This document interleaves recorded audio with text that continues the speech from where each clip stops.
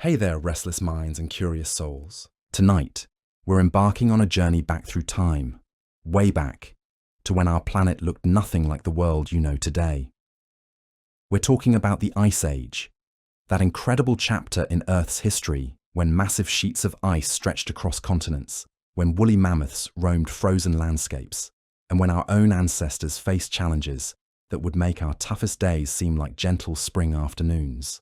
Before we dive into this frozen world together, I'd love to know where you're listening from and what time it is in your corner of the world.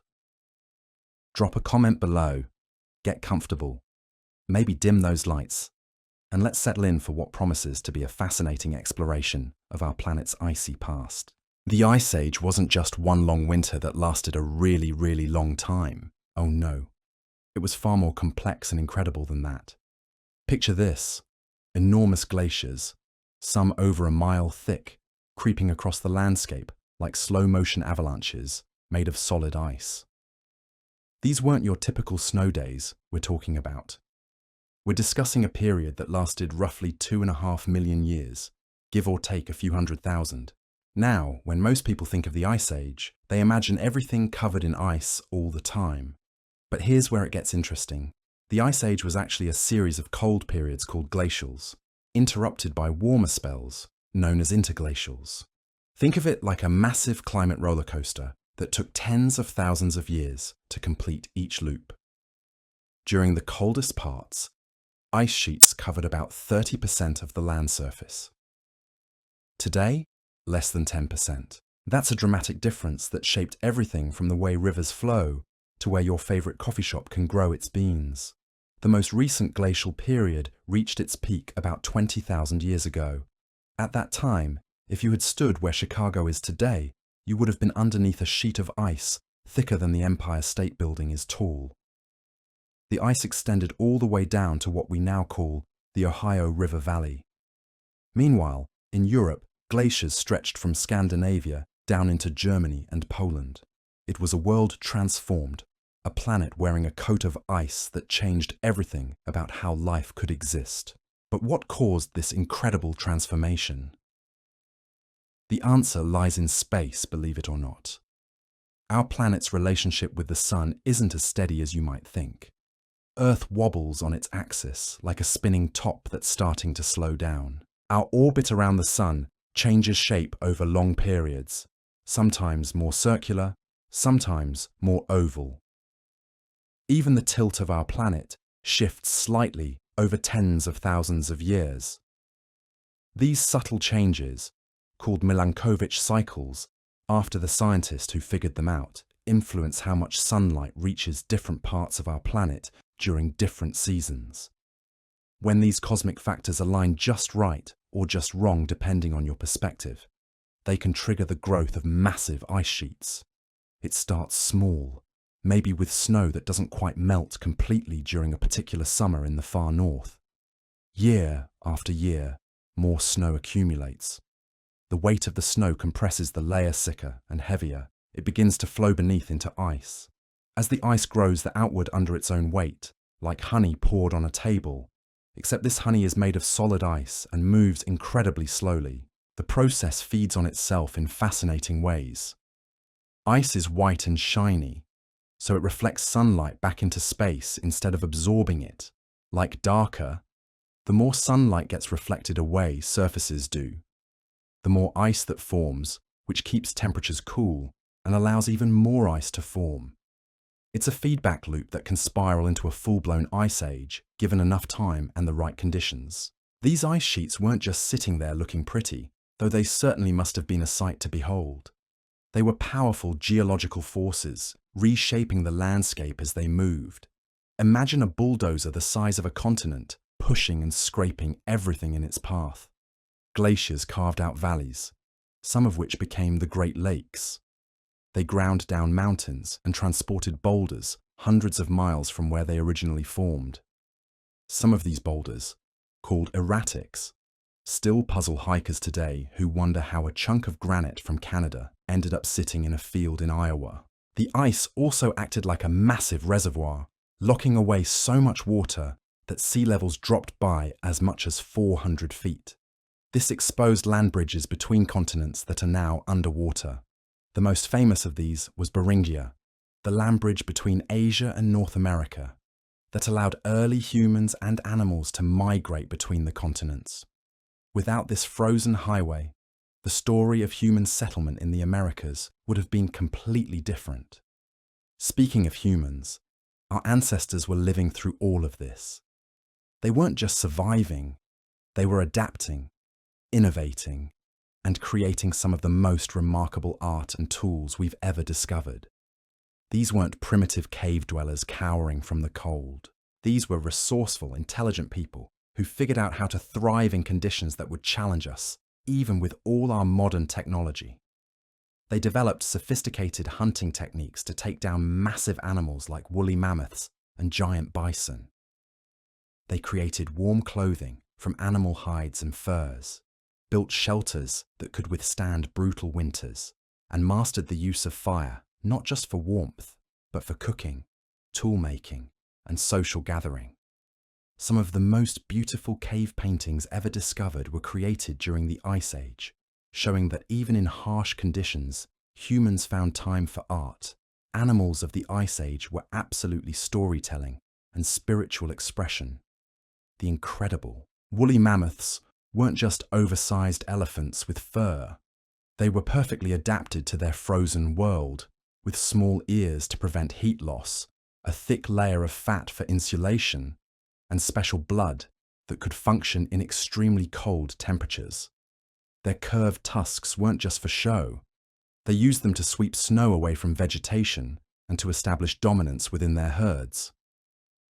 Saber-toothed cats prowled these ancient landscapes, but they weren't necessarily the fierce predators popular culture makes them out to be. Many scientists now think their enlarged canine teeth were more for display and intimidation than for hunting. They likely hunted in groups and may have been more scavengers than active predators, though they were certainly capable of taking down large prey when the opportunity arose. Giant ground sloths, some as large as small cars, munched on vegetation across both North and South America. These weren't your typical slow-moving sloths. Some species were massive, powerful animals that could rear up on their hind legs to reach high branches. They had enormous claws that they used for digging and possibly for defense against predators. Cave bears, much larger than modern bears, hibernated in the same caves that early humans sometimes called home. This led to some interesting interactions, and not always peaceful ones. Archaeological evidence suggests that humans and cave bears competed for the same shelter spaces, leading to conflicts that are recorded in ancient cave paintings and tool marks on bare bones. The plant life during the Ice Age was equally fascinating. Near the edges of the glaciers, vast grasslands called mammoth steppes supported enormous herds of grazing animals. These weren't like modern grasslands. They were incredibly productive ecosystems that could support animal populations much denser than what we see today. The grasses were specially adapted to the cold, growing in thick mats that could survive being grazed down to the roots and still bounce back quickly. In warmer refuges, forests persisted throughout the cold periods. These isolated pockets of woodland became crucial sanctuaries for species that couldn't adapt to the harsh conditions of the open tundra. Many of our modern plant and animal species survived the Ice Age by retreating to these refuges and then spreading back out when conditions improved. The end of the last Ice Age, which began about 18,000 years ago, was just as dramatic as its beginning, but in reverse. As the climate warmed, the massive ice sheets began to melt, sometimes catastrophically. Imagine lakes the size of modern-day Great Lakes being held back by walls of ice, then suddenly breaking free and rushing toward the ocean in floods that dwarfed anything in recorded history. These floods carved out landscapes in a matter of days or weeks that would normally take thousands of years to form. The channeled scablands of Washington state were created by one such flood when an ice dam holding back glacial Lake Missoula suddenly failed. Water rushed across the landscape at speeds and volumes that are almost impossible to imagine, carrying boulders the size of houses and carving channels hundreds of feet deep. When geologists first proposed this flood theory in the early 20th century, many of their colleagues thought they were crazy. The evidence was so overwhelming, though, that flood geology became accepted science. As the ice retreated, it left behind a completely transformed world. New river systems formed as meltwater found paths to the sea. Lakes appeared in depressions carved by glaciers. The land itself began to rise in some areas, freed from the enormous weight of ice that had pressed it down for thousands of years. This process, called isostatic rebound, is still happening today in places like Scandinavia and northern Canada. The warming climate also brought challenges for the animals that had adapted so well to the cold. Many of the Ice Age megafauna, the large animals that had dominated the frozen landscapes, began to struggle. Their specialized adaptations, perfect for surviving in a world of ice and snow, became liabilities in a warming world. Woolly mammoths found their habitats shrinking as forests replaced the open grasslands they preferred. Giant ground sloths couldn't compete with smaller, more agile animals in the changing ecosystems. The relationship between climate change and extinction during this period is still debated by scientists. Some argue that rapid warming was the primary cause of these extinctions. Others point to the arrival and spread of human hunters as the decisive factor. Most likely, it was a combination of both, with climate change stressing animal populations and human hunting, delivering the final blow to species that were already struggling to adapt. This great dying at the end of the Ice Age eliminated most of the large animals that had characterized the frozen world. Mammoths, mastodons, giant ground sloths, saber-toothed cats, cave bears, and dozens of other species vanished forever. It was one of the most significant extinction events in Earth's history, comparable to the one that killed the dinosaurs. But this time, humans were present to witness and possibly contribute to the process. The survivors of this transition became the ancestors of the animals we know today. Bison adapted to life on the Great Plains. Caribou and reindeer continued to follow the retreating ice northward. Brown bears and wolves spread into new territories as the forest returned. Many smaller animals, better able to adapt to changing conditions, thrived in the new world that emerged from the ice. For our human ancestors, the end of the Ice Age opened up new possibilities. The retreating glaciers revealed vast new territories to explore and settle. Rising sea levels created new coastlines with rich marine resources.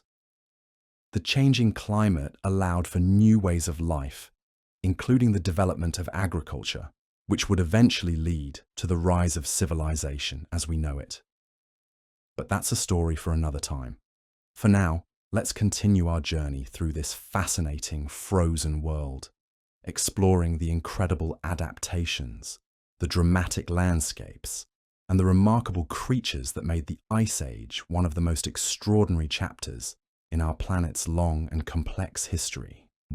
The ice sheets themselves were living, breathing entities in their own way, constantly changing and moving in response to the seasons and climate fluctuations. These weren't static walls of frozen water, but dynamic systems with their own weather patterns, internal structures, and complex behaviors that scientists are still working to understand today. During the height of glaciation, the Laurentide ice sheet covered most of what is now Canada and extended deep into the northern United States. This single ice mass was larger than Antarctica's current ice sheet, containing enough water to lower global sea levels by hundreds of feet. The sheer weight of this ice was so immense that it actually pressed the Earth's crust down, creating depressions that we can still measure today as the land slowly rebounds from that ancient burden. Within these ice sheets, there were rivers of ice flowing at different speeds, some moving mere inches per year, others surging forward several feet in a single day. These internal currents created pressure ridges, crevasses, and icefalls that would have made the surface a treacherous maze of frozen obstacles. The ice wasn't uniform either. Some areas were crystal clear, formed from compacted snow under perfect conditions, while other regions were filled with debris, rocks, and even entire trees that had been scooped up and frozen in place as the glacier advanced. At the edges of these ice sheets, the drama was even more intense. Here, the ice met the warmer air and began its battle between freezing and melting. During summer months, vast rivers of meltwater would pour from the glacier fronts, carrying with them the ground-up remains of mountains, creating outwash plains of sand, gravel, and silt that stretched for miles beyond the ice margin. These meltwater rivers weren't gentle streams. They were torrents powerful enough to move boulders the size of automobiles, carving temporary channels that would freeze solid in winter and become raging floods again each spring. Some of these seasonal rivers carried so much sediment that they would change color completely, running brown or grey with the powdered remains of ancient bedrock. The ice sheets also created their own weather systems. The massive frozen surfaces reflected so much sunlight that they generated high-pressure systems, creating winds that could reach hurricane force along their margins. These katabatic winds, as they're called, would sweep down from the ice surface, carrying temperatures so cold they could freeze exposed skin in minutes. But perhaps most remarkably, these ice sheets were home to their own ecosystems. Yes, life existed even on and within the glaciers themselves. Specialized bacteria and algae lived in the thin films of water that existed on ice surfaces, even in sub-freezing temperatures. These microscopic organisms created their own food webs, with some species feeding on others in a frozen world that most life forms couldn't even survive in. The seasonal cycles of these ice sheets created rhythms that influenced weather patterns across entire continents. In North America, the presence of the Laurentide ice sheet redirected the jet stream, pushing it far to the south and bringing cold, dry conditions to areas that are now warm and humid. The southeastern United States experienced climates more like modern-day Canada, while the Great Plains were swept by winds that carried dust and snow across hundreds of miles of open terrain. In Europe, the Scandinavian ice sheet created similar effects, turning much of the continent into a cold, windswept landscape that resembled modern Siberia. The Mediterranean region, which we now associate with warm, sunny weather, experienced conditions more like those found in modern-day Alaska or northern Canada. These continental ice sheets also acted as massive reservoirs of fresh water, but not in ways you might expect. Deep within the ice, under tremendous pressure, liquid water existed in networks of tunnels and caverns. These subglacial water systems created their own geography, with underground rivers flowing beneath miles of solid ice, sometimes emerging at the glacier margins as powerful springs. Some of these subglacial lakes were enormous, containing more water than many modern seas. When ice dams that held these lakes in place occasionally failed, the results were catastrophic floods that could reshape entire landscapes in a matter of hours. The geological evidence of these floods can still be seen today in the carved bedrock and scattered boulders they left behind. The interaction between ice and bedrock created some of the most distinctive landscapes on Earth. As glaciers moved across the terrain, they acted like massive sheets of sandpaper, smoothing some surfaces to a mirror-like polish, while plucking away chunks of rock from others. This process, called glacial erosion, created the characteristic U-shaped valleys, hanging valleys, and cirques that define many of our most spectacular mountain landscapes today. The ice also transported material across vast distances. Rocks and sediments picked up in one location might be carried hundreds of miles before being deposited when the glacier finally melted. This process scattered distinctive rock types far from their original sources, creating puzzles that geologists are still solving today. Some boulders were carried so far from their origins that early scientists couldn't believe they had been transported by ice, leading to wild theories about how these erratic rocks had arrived in such unlikely places. The advancing ice sheets also created unique landforms through their interactions with existing river systems. When glaciers blocked river valleys, they created temporary lakes that could persist for thousands of years. These glacial lakes often grew to enormous sizes before finding new outlets or overtopping their ice dams in spectacular floods. One of the most famous of these glacial lakes was Lake Agassiz, which at its largest was bigger than all the modern Great Lakes combined. This massive body of water existed in what is now the Canadian prairies and northern United States, held back by ice dams and fed by meltwater from the retreating ice sheet.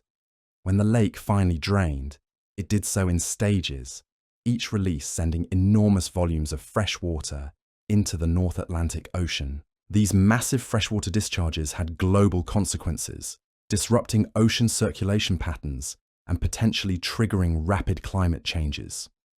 The sudden input of cold, fresh water into the salty North Atlantic could shut down the ocean currents that normally transported warm water from the tropics to northern latitudes, causing temperatures to plummet again even as the ice sheets were retreating.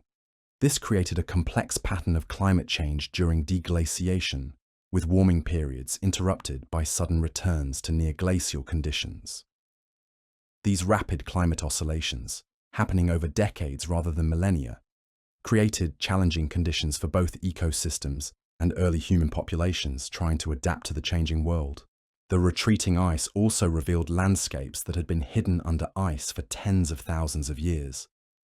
In some cases, these newly exposed lands still bore the marks of pre-glacial ecosystems, with ancient soils and even preserved plant materials that provided scientists with snapshots of what the world was like before the ice arrived. As the ice melted, it left behind a complex mosaic of landforms that influenced how water moved across the landscape for thousands of years afterward. Glacial moraines acted as natural dams, creating wetlands and redirecting streams. Eskers, the snaking ridges left by rivers that once flowed under the ice, became natural highways for both animals and early human travelers. The meltwater from the retreating glaciers also created some of the world's largest river systems. The Mississippi River, for instance, was transformed from a relatively small waterway into a continental-scale drainage system as meltwater from the shrinking ice sheets found its way to the Gulf of Mexico. For thousands of years, this river carried the sediments of a melting continent, building the vast delta that characterizes Louisiana's coastline today. In other areas, the retreating ice left behind landscapes scarred by the violence of sudden drainage events. The channeled scablands of Washington state, carved by the catastrophic drainage of glacial Lake Missoula, remain one of the most dramatic examples of how quickly flowing water can reshape solid rock. These floods moved volumes of water that dwarf the flow of the Amazon River, carrying boulders the size of houses and carving canyons hundreds of feet deep in a matter of days. The Ice Age wasn't just about the ice itself, but about the incredible chain reactions it set in motion across the entire planet. Every aspect of Earth's systems was affected, from the deep ocean currents to the migration patterns of tiny insects. Understanding these connections helps us appreciate just how interconnected our planet's systems really are, and how changes in one part of the world can have consequences that ripple across continents and through time. As we continue our journey through this frozen world, we'll explore more of these fascinating connections and discover how the Ice Age continues to influence our world today, thousands of years after the last great ice sheets retreated to their polar refuges. The transformation of our planet during the Ice Age wasn't limited to the massive continental ice sheets we've been exploring. Smaller glaciers, nestled in mountain valleys and high-altitude plateaus, created their own dramatic stories of survival and change. These alpine glaciers were like artists, with chisels made of ice, carving some of the most breathtaking landscapes we see today. Picture the Alps, the Rockies, the Himalayas during the height of glaciation. Where we now see jagged peaks and deep valleys, there were once rivers of ice flowing between mountains like frozen highways. These glaciers moved with purpose, following the natural contours of the land, but also reshaping everything in their path. They carved out the distinctive horn-shaped peaks we associate with classic mountain scenery, creating knife-edge ridges and pyramid-shaped summits that seem to pierce the sky. The process was both violent and patient. During the day, meltwater would seep into cracks in the bedrock surrounding the glacier. At night, this water would freeze and expand, splitting rocks apart with irresistible force. Over thousands of years, this freeze-thaw cycle, combined with the grinding action of the moving ice, hollowed out enormous amphitheatre-shaped basins called cirques.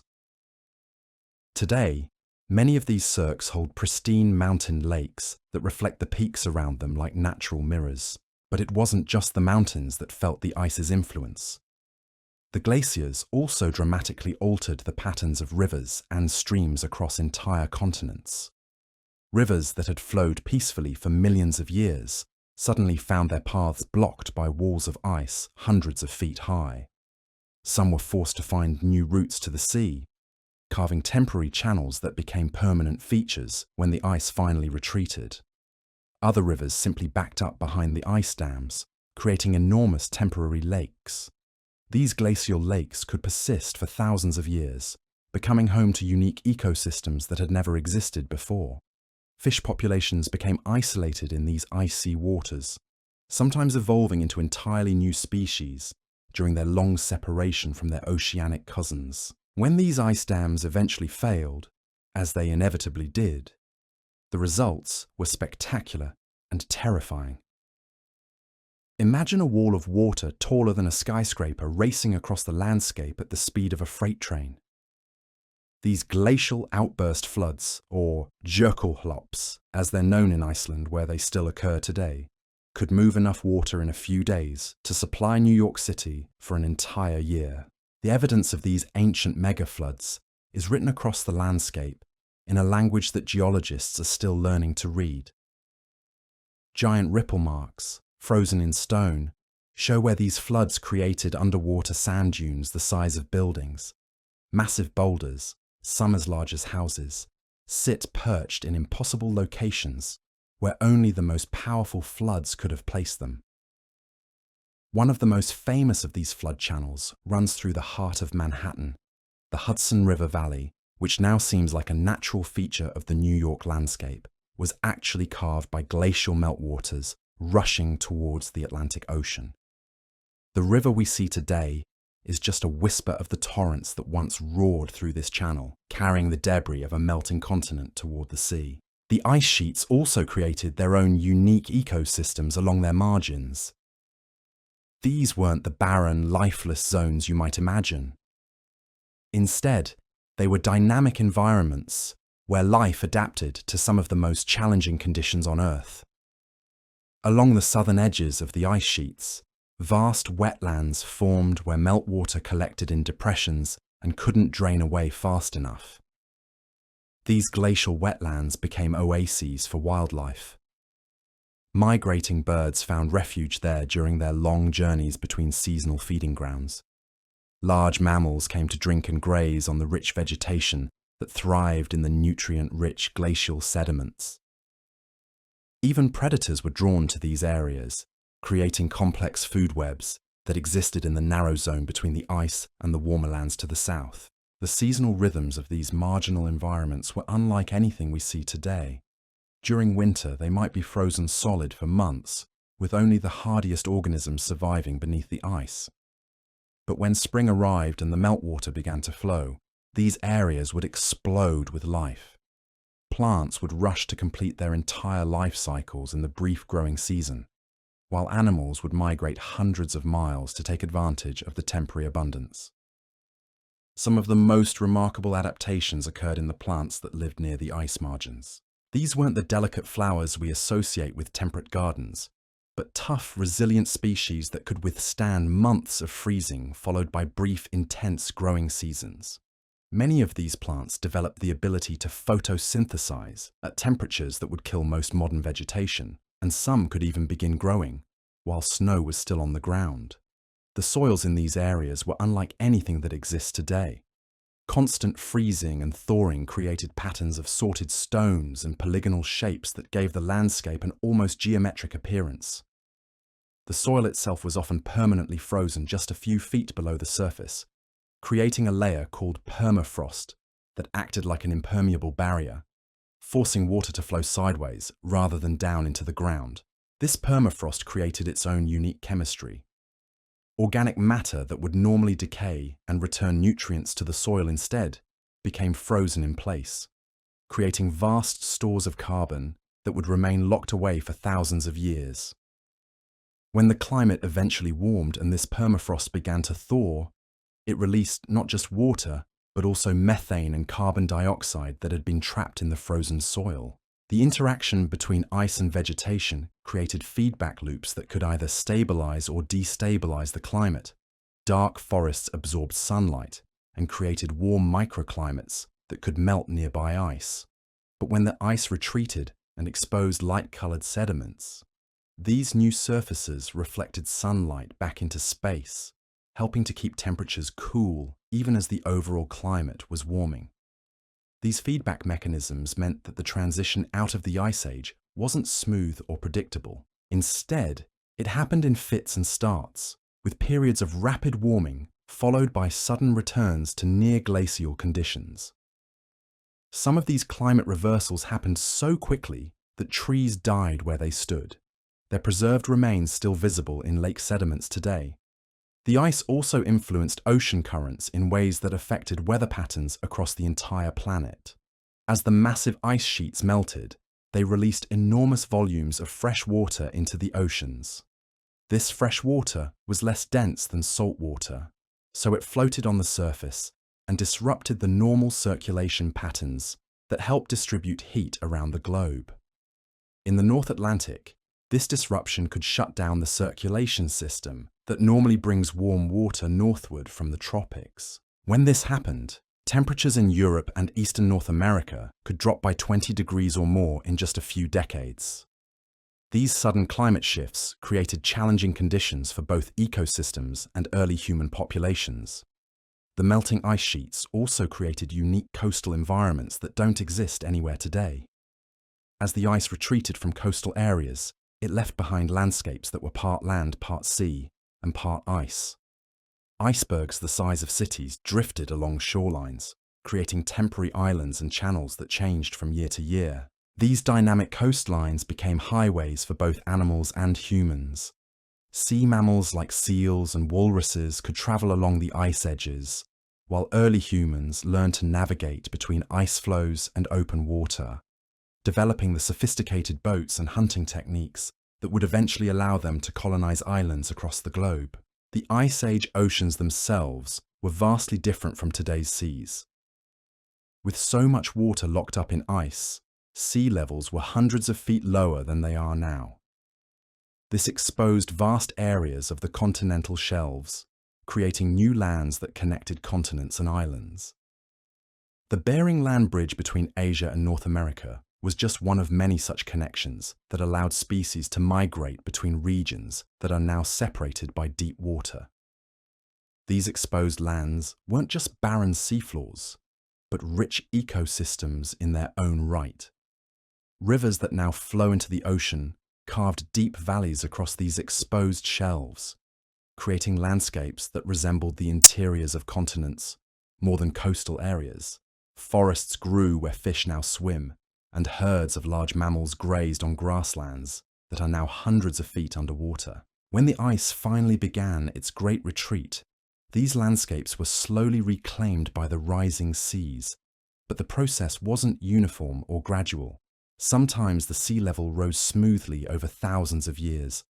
Other times, the failure of massive ice dams would cause sudden jumps in sea level that could flood hundreds of square miles in a matter of years.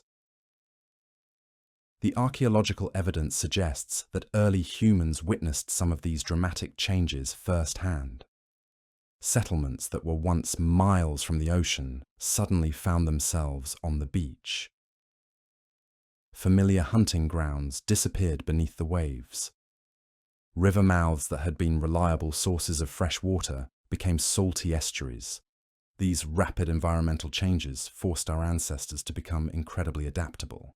They couldn't rely on traditional knowledge passed down through generations because the landscape was changing faster than cultural memory could preserve.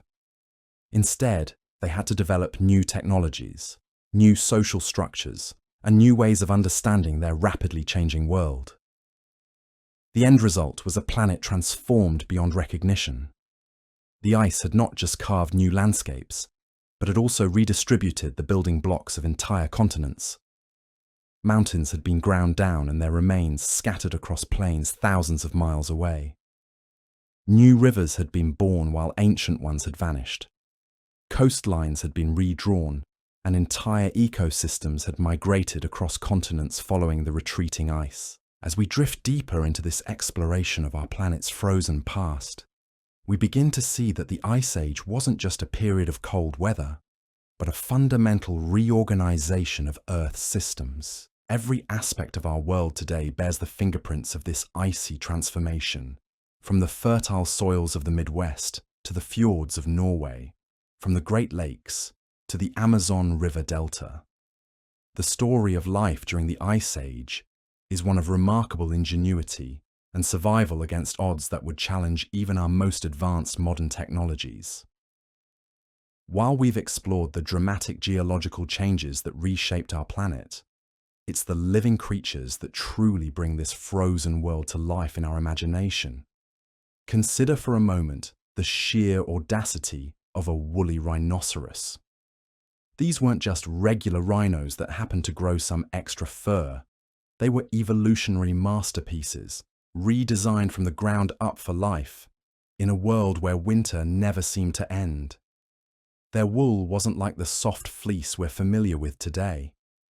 It was a complex, layered system of insulation that could keep their massive bodies warm in temperatures that would kill most large mammals within hours. The outer layer consisted of long, coarse guard hairs that shed water and broke the wind. Beneath that was a dense undercoat so thick that snow would accumulate on top of it without ever reaching the animal's skin. Their horns, massive and curved, weren't just weapons but also tools for survival.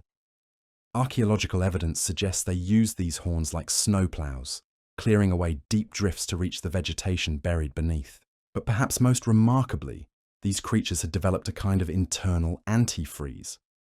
Their blood contained specialized proteins that prevented ice crystals from forming, even when their body temperature dropped well below what would be fatal for modern mammals. This biological innovation allowed them to survive in conditions where the air itself could freeze the moisture in their lungs. The giant cave bears represent another fascinating chapter in Ice Age adaptation. These weren't just larger versions of modern bears. They were specialists, evolved specifically for a lifestyle that revolved around the long, dark winters of the glacial world. During the brief summers, they would gorge themselves on whatever vegetation and small prey they could find, building up fat reserves that had to sustain them through hibernation periods that could last 8 or 9 months. Their caves weren't just temporary shelters, but carefully selected real estate that could mean the difference between life and death. The ideal cave bear den had to maintain a temperature just above freezing throughout the winter, have good drainage to prevent flooding during spring melts, and be defensible against other cave bears looking to claim the same prime real estate. Some of these dens were used by generations of bears, with layers of bones and debris accumulating over thousands of years. What makes cave bears particularly intriguing is the evidence that they shared their world, and sometimes their caves, with early humans. This wasn't always a peaceful coexistence. Bear bones found in archaeological sites show clear evidence of human tool marks, suggesting that our ancestors were either hunting these massive predators or competing with them for shelter. Some cave paintings seem to depict rituals or ceremonies involving bears, hinting at a complex relationship that went beyond simple predator and prey dynamics. The smaller creatures of the Ice Age tell equally compelling stories of adaptation. Arctic foxes developed the ability to change their coat color, not just seasonally, but in response to the available food sources. When lemmings were abundant, their coats would become a mottled brown that helped them blend in with the tundra vegetation. During the lean years, they would turn pure white, becoming nearly invisible against the snow as they scavenged for whatever scraps they could find. These foxes also developed remarkable food storage behaviors. During times of plenty, they would cache thousands of small prey items in natural refrigerators created by the permafrost. A single fox family might maintain dozens of these frozen pantries scattered across their territory, each one carefully marked with scent trails that only they could follow. Some of these caches have been discovered by modern researchers, still perfectly preserved after thousands of years. The plant life of the Ice Age was equally ingenious in its adaptations. Near the ice margins, vast meadows of what scientists call mammoth steppe supported some of the densest concentrations of large mammals ever recorded on Earth. These weren't the grasslands we're familiar with today. The plants were specially adapted to grow in soils that were frozen solid just inches below the surface. Many of these plants developed extensive horizontal root systems that could spread out rather than down, maximizing their ability to collect nutrients from the thin layer of soil that thawed each summer. Some species evolved the ability to begin photosynthesis while still covered by snow, using the greenhouse effect created by the white blanket above them to jumpstart their growing season. The timing of everything in these ecosystems was crucial. Plants had to complete their entire reproductive cycle in growing seasons that might last only 6 to 8 weeks. Animals had to time their migrations, mating, and birthing to coincide with these brief windows of abundance. A delay of even a few weeks could mean the difference between a successful breeding season and complete reproductive failure. This created a world where cooperation and competition existed in delicate balance. Herds of different species often migrated together, each contributing to the group's survival in different ways. Mammoth families, with their superior size and strength, could break trails through deep snow that smaller animals could follow. In return, the keen senses of horses and bison could alert the entire group to approaching predators. The predators of this world had to be equally strategic. The famous saber-toothed cats weren't the solitary hunters that popular culture often portrays them as.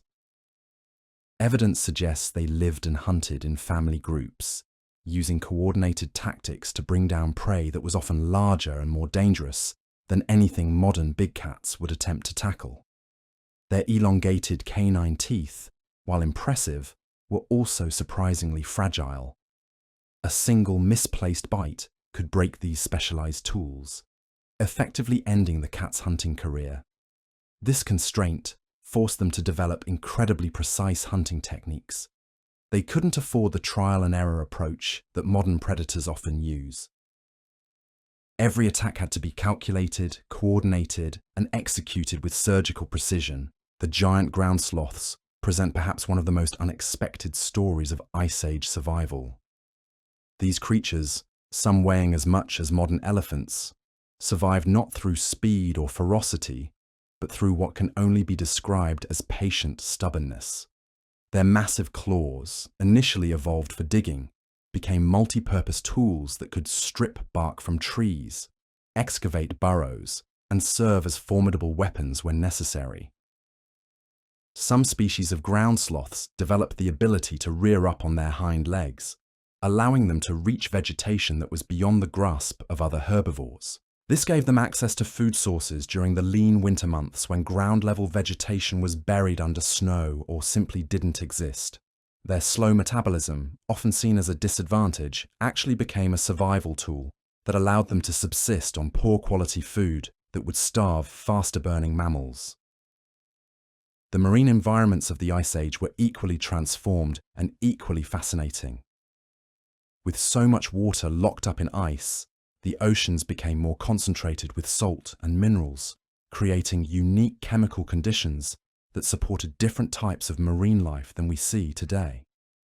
Whales and seals had to adapt to coastal environments that changed dramatically from season to season as ice advanced and retreated. Some marine mammals developed the ability to navigate by following the edges of sea ice, using the frozen barriers as highways that connected feeding areas across vast distances.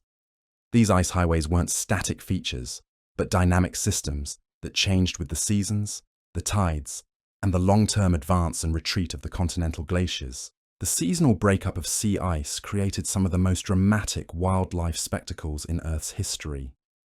Imagine ice sheets the size of small countries suddenly cracking apart, creating leads of open water that attracted marine life from hundreds of miles away.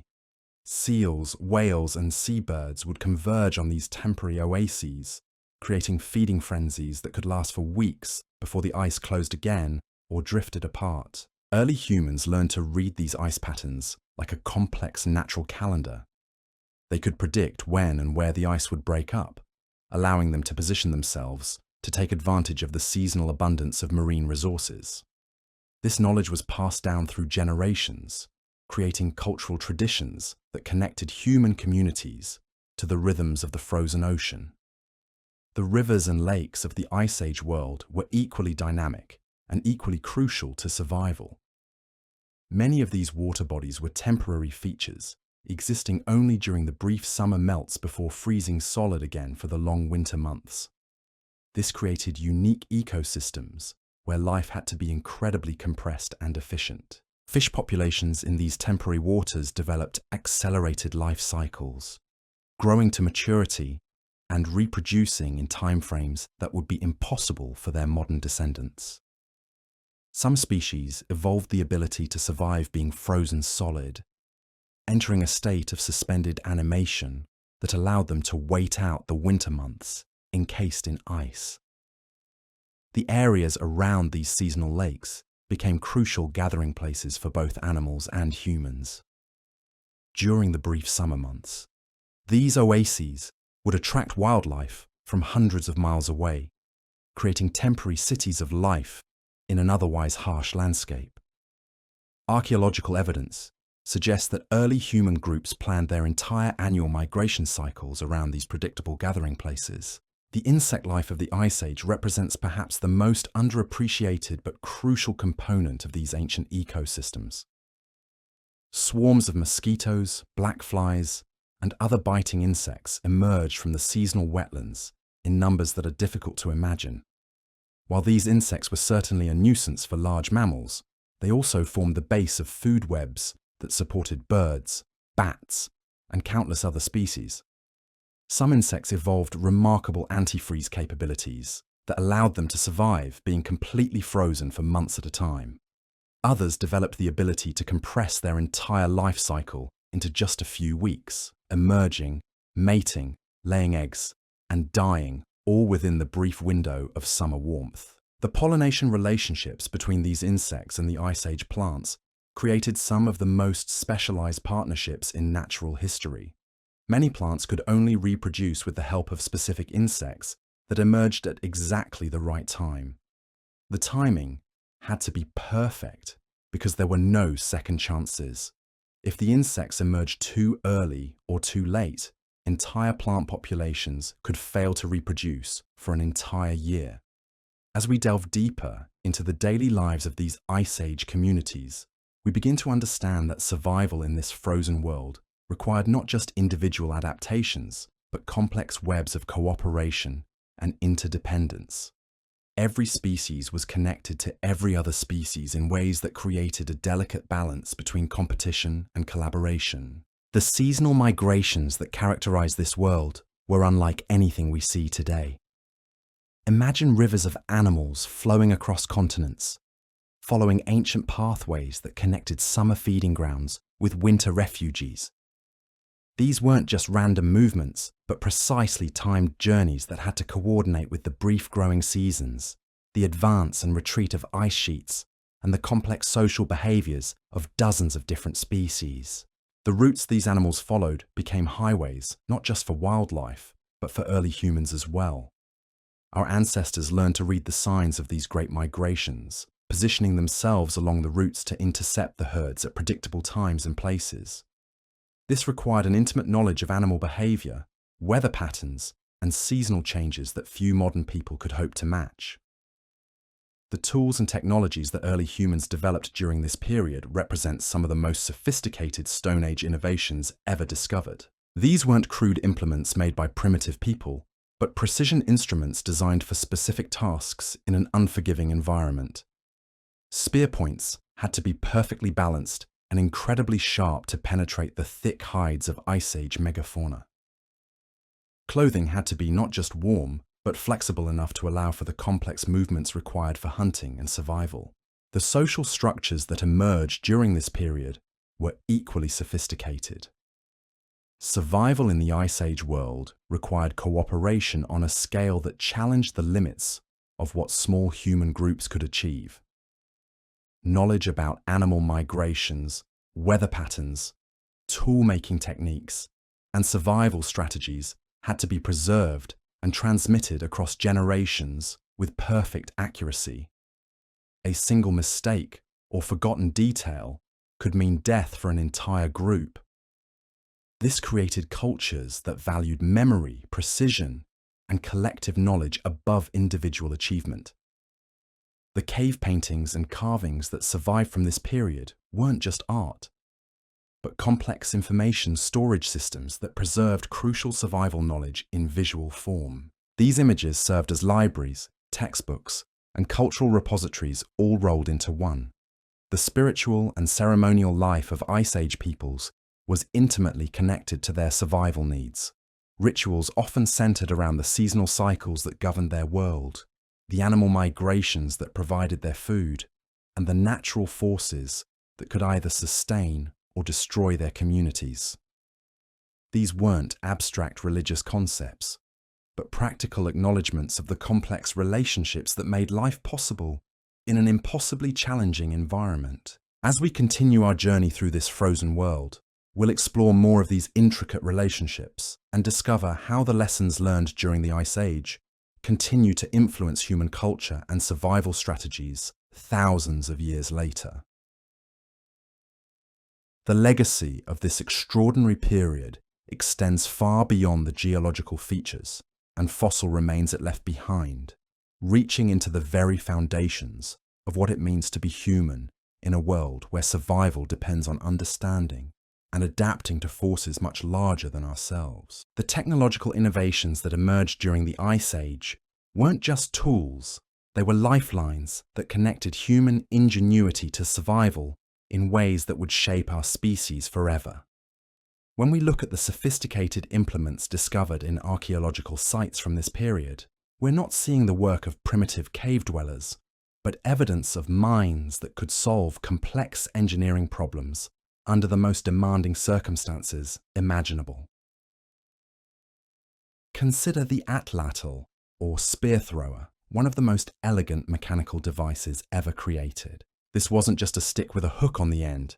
It was a precisely calculated lever system that could increase the velocity of a thrown spear by more than 50%. The physics involved required an understanding of trajectory, momentum, and energy transfer that would impress modern engineers. Early humans didn't just stumble upon this design through trial and error. They understood the mechanical principles well enough to fine-tune every aspect of the tool's construction. The materials they chose for these weapons tell their own story of innovation. Antler was preferred for flexibility, strength and durability.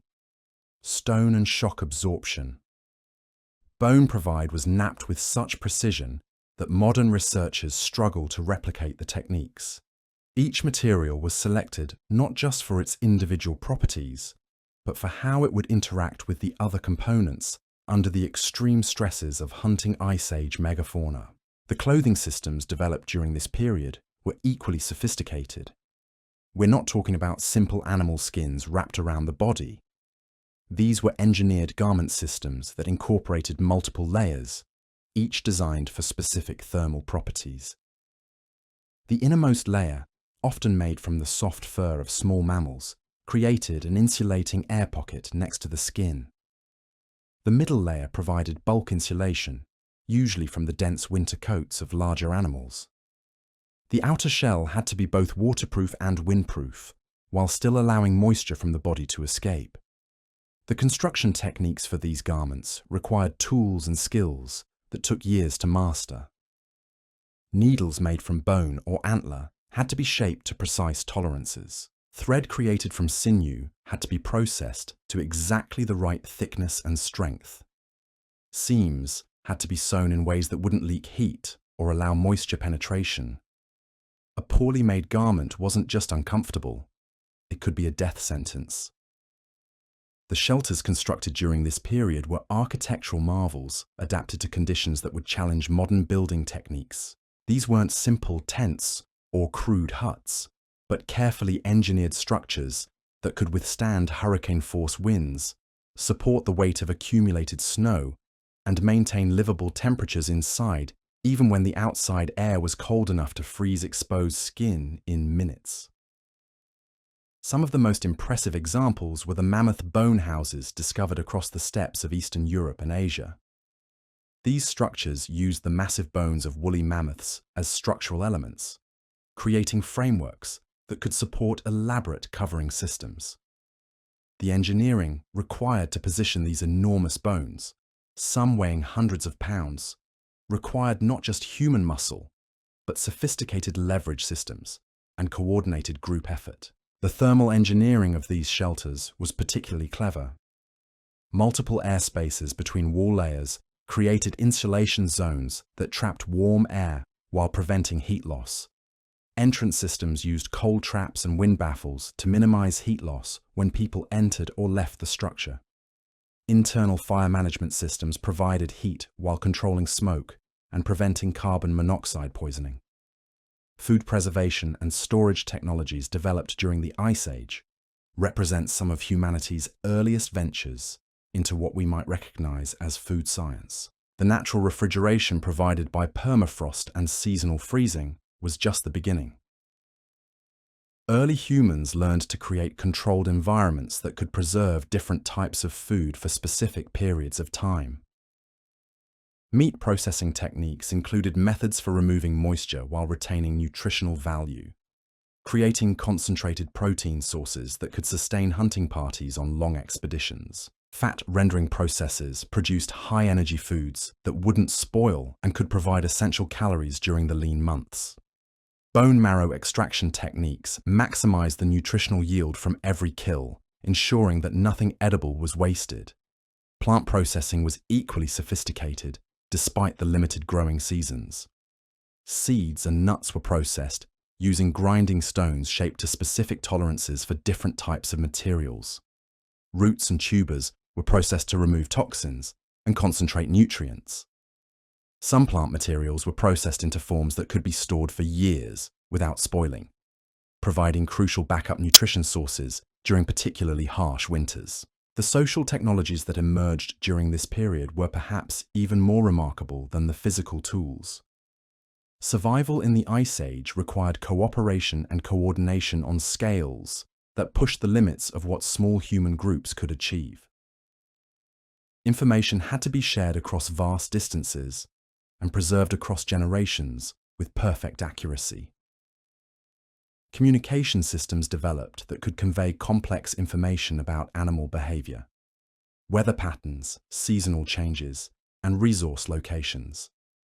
These weren't just simple gesture languages, but sophisticated communication protocols that could transmit detailed technical knowledge between groups that might rarely meet face to face. The oral tradition systems that preserved crucial survival knowledge were marvels of human memory and cultural engineering.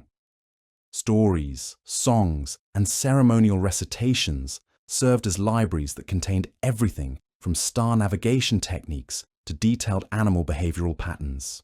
These weren't just entertainment, but information storage systems that could preserve life-saving knowledge across centuries.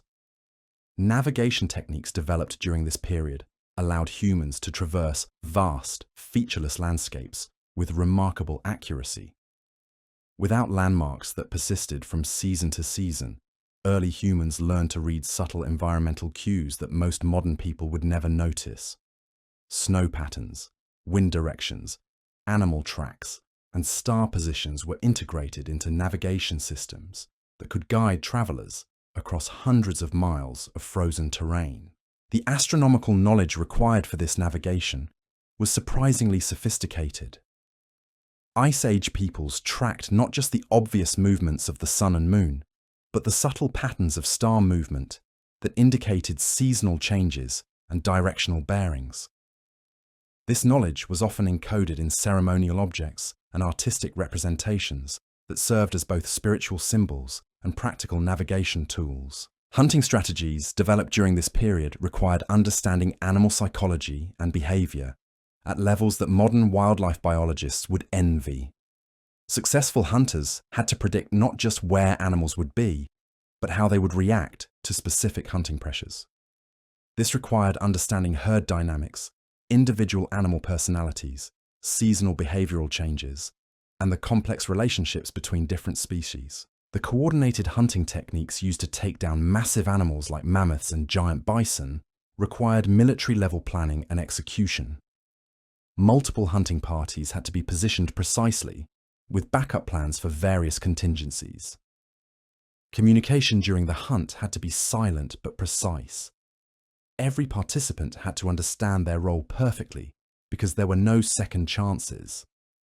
These hunts weren't just about acquiring meat, but about managing animal populations in sustainable ways. Evidence suggests that Ice Age peoples understood concepts that we would now recognize as wildlife management, selectively hunting animals in ways that maintained healthy breeding populations while maximizing the nutritional yield for human communities. The processing of these massive kills required technologies and techniques that could handle animals weighing several tons. Butchering tools had to be designed for specific cuts and specific types of tissue. Preservation techniques had to be implemented immediately to prevent spoilage. Distribution systems had to ensure that the bounty was shared fairly among all the people who had contributed to the successful hunt. Fire management during this period went far beyond simply keeping warm. Fire was used for food processing, tool making, area management, communication, and spiritual practices. Different types of fires required different fuel materials and construction techniques. Cooking fires needed to provide steady, even heat. Tool-making fires had to reach specific temperatures for heat-treating stone and bone. Signal fires had to produce visible smoke or light that could be seen across vast distances. The fuel management required for maintaining these fires was a complex logistical challenge. Wood was often scarce in the treeless environments where many Ice Age peoples lived.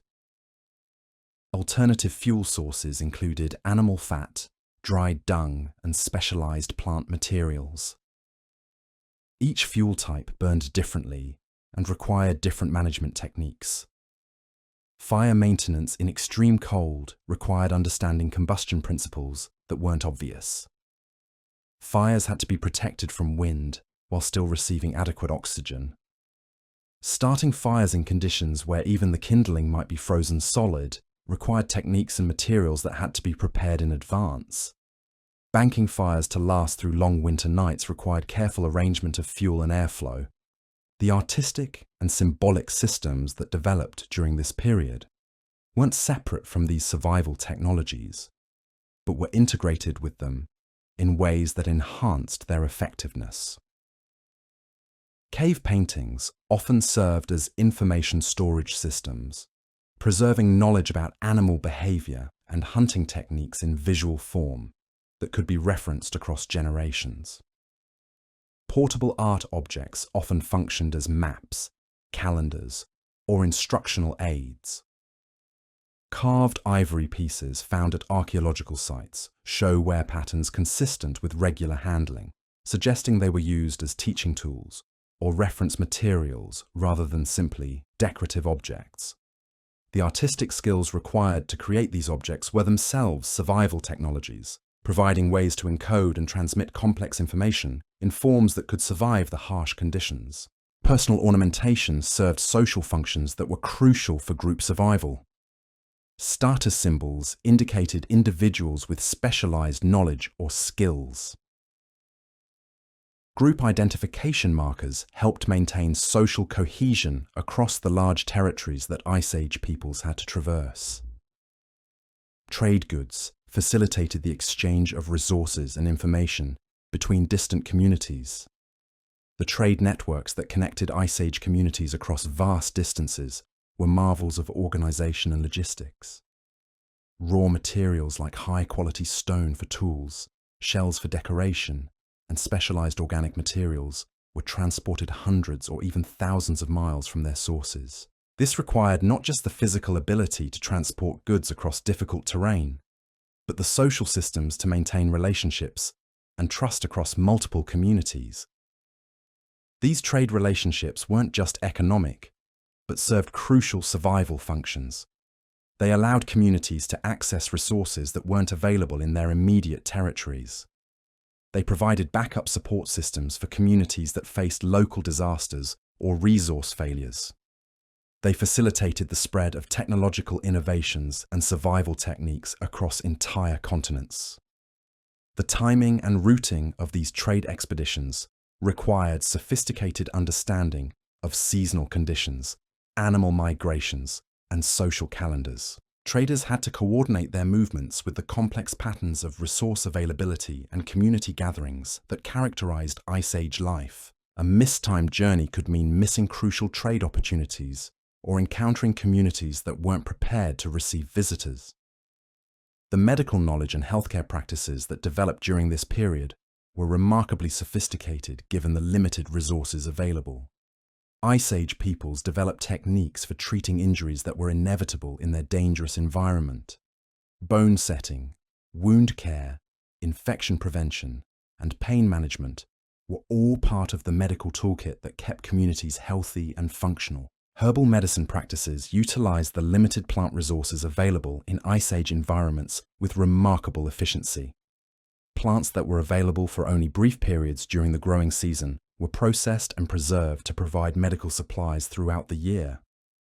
The knowledge of which plants were effective for which conditions and how to prepare them properly represented a pharmacological understanding that took generations to develop. Surgical techniques included procedures that would be recognizable to modern medical practitioners.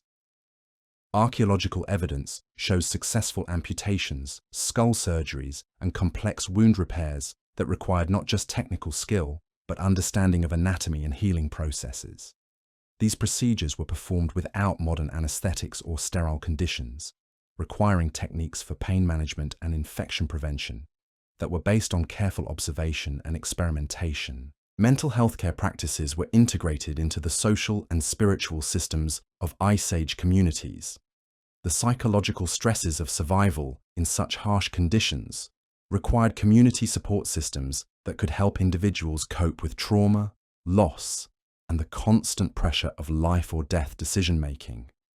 Ritual and ceremonial practices often serve therapeutic functions, providing ways for people to process difficult experiences and maintain psychological resilience. The childcare and education systems that developed during this period had to prepare young people for adult responsibilities that could determine community survival.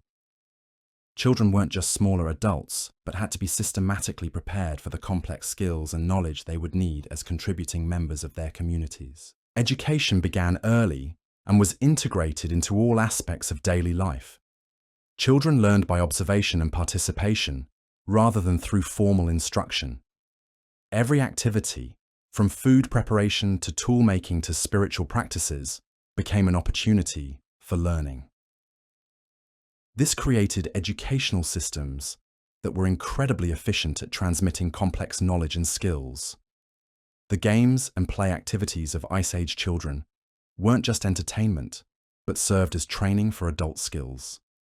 Archaeological evidence suggests that children's toys were often scaled-down versions of adult tools, allowing young people to practice essential techniques in safe environments. Play fighting, hunting games, and survival challenges prepared children for the physical and mental demands they would face as adults.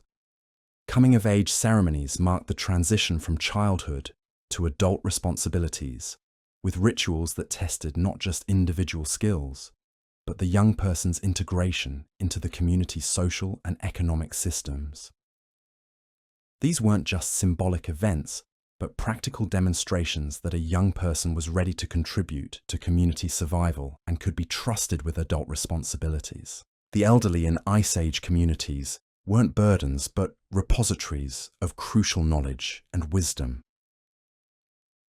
In societies where survival depended on accumulated knowledge and where written records didn't exist, older community members served as living libraries. Their memories contained decades of observations about weather patterns, animal behavior, resource locations, and successful survival strategies. The care systems that supported elderly community members weren't just expressions of compassion, but practical investments in community survival. The knowledge possessed by older individuals was too valuable to lose. Communities that successfully maintained their elderly members had access to wisdom and experience that could mean the difference between survival and extinction during particularly challenging periods. End-of-life practices in Ice Age communities reflected not just spiritual beliefs, but practical considerations about resource management and community continuity.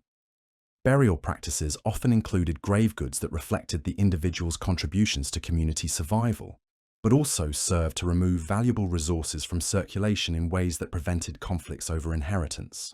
The seasonal rhythms that governed Ice Age life created annual cycles that were far more dramatic than anything we experience today. The difference between summer abundance and winter scarcity was so extreme that communities had to completely reorganize their activities, social structures, and resource management strategies multiple times each year. Summer activities focused on resource acquisition and processing with an intensity that's difficult to imagine. Every hour of warm weather was precious, and communities worked continuously to gather and preserve enough resources to survive the long winter months. This required not just physical endurance, but sophisticated planning and coordination to ensure that all essential tasks were completed before conditions deteriorated. Winter survival modes required different skills and social structures entirely. Communities had to maintain morale and cooperation during months of confinement while managing limited resources with precision that allowed no waste, or winter periods were as demanding as the physical survival era. The psychological and social challenges of these requirements. The transition periods between seasons were often the most dangerous times. Spring breakup could create flooding and unstable ice conditions that made travel treacherous. Fall preparations required precise timing to ensure that all winter preparations were completed before severe weather began. These transition periods required communities to be simultaneously cautious and urgent, carefully managing risks while racing against time.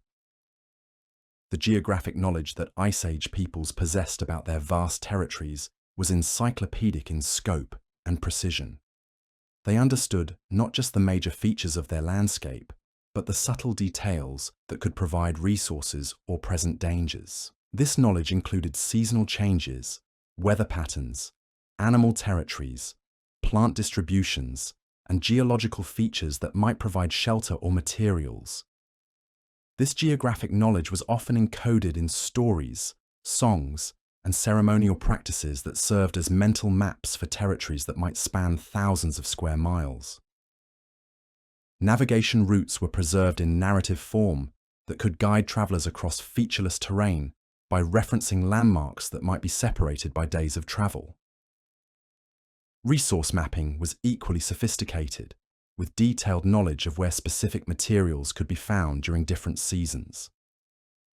This included not just obvious resources like food and water, but specialized materials needed for tools, clothing, medicine, and ceremonial purposes. The locations of these resources and the best times and methods for harvesting them represented knowledge that took lifetimes to accumulate.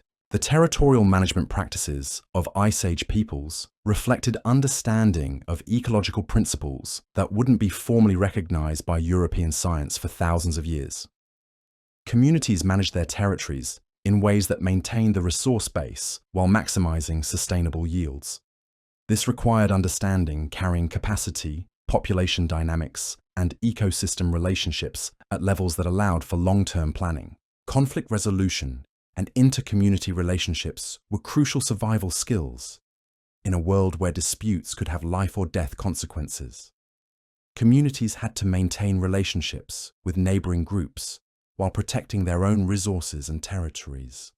This required diplomatic skills and social protocols that could prevent conflicts while facilitating cooperation when it was mutually beneficial. The alliance systems that connected Ice Age communities across large regions served multiple functions beyond simple mutual defense. These alliances facilitated resource sharing during times of local scarcity, provided access to specialized knowledge and technologies, and created marriage networks that prevented inbreeding in small populations. Marriage and kinship systems in Ice Age communities weren't just personal relationships, but strategic alliances that connected communities and facilitated resource sharing and knowledge exchange. Marriage patterns were often planned to strengthen community relationships and ensure access to diverse resource bases and technological knowledge.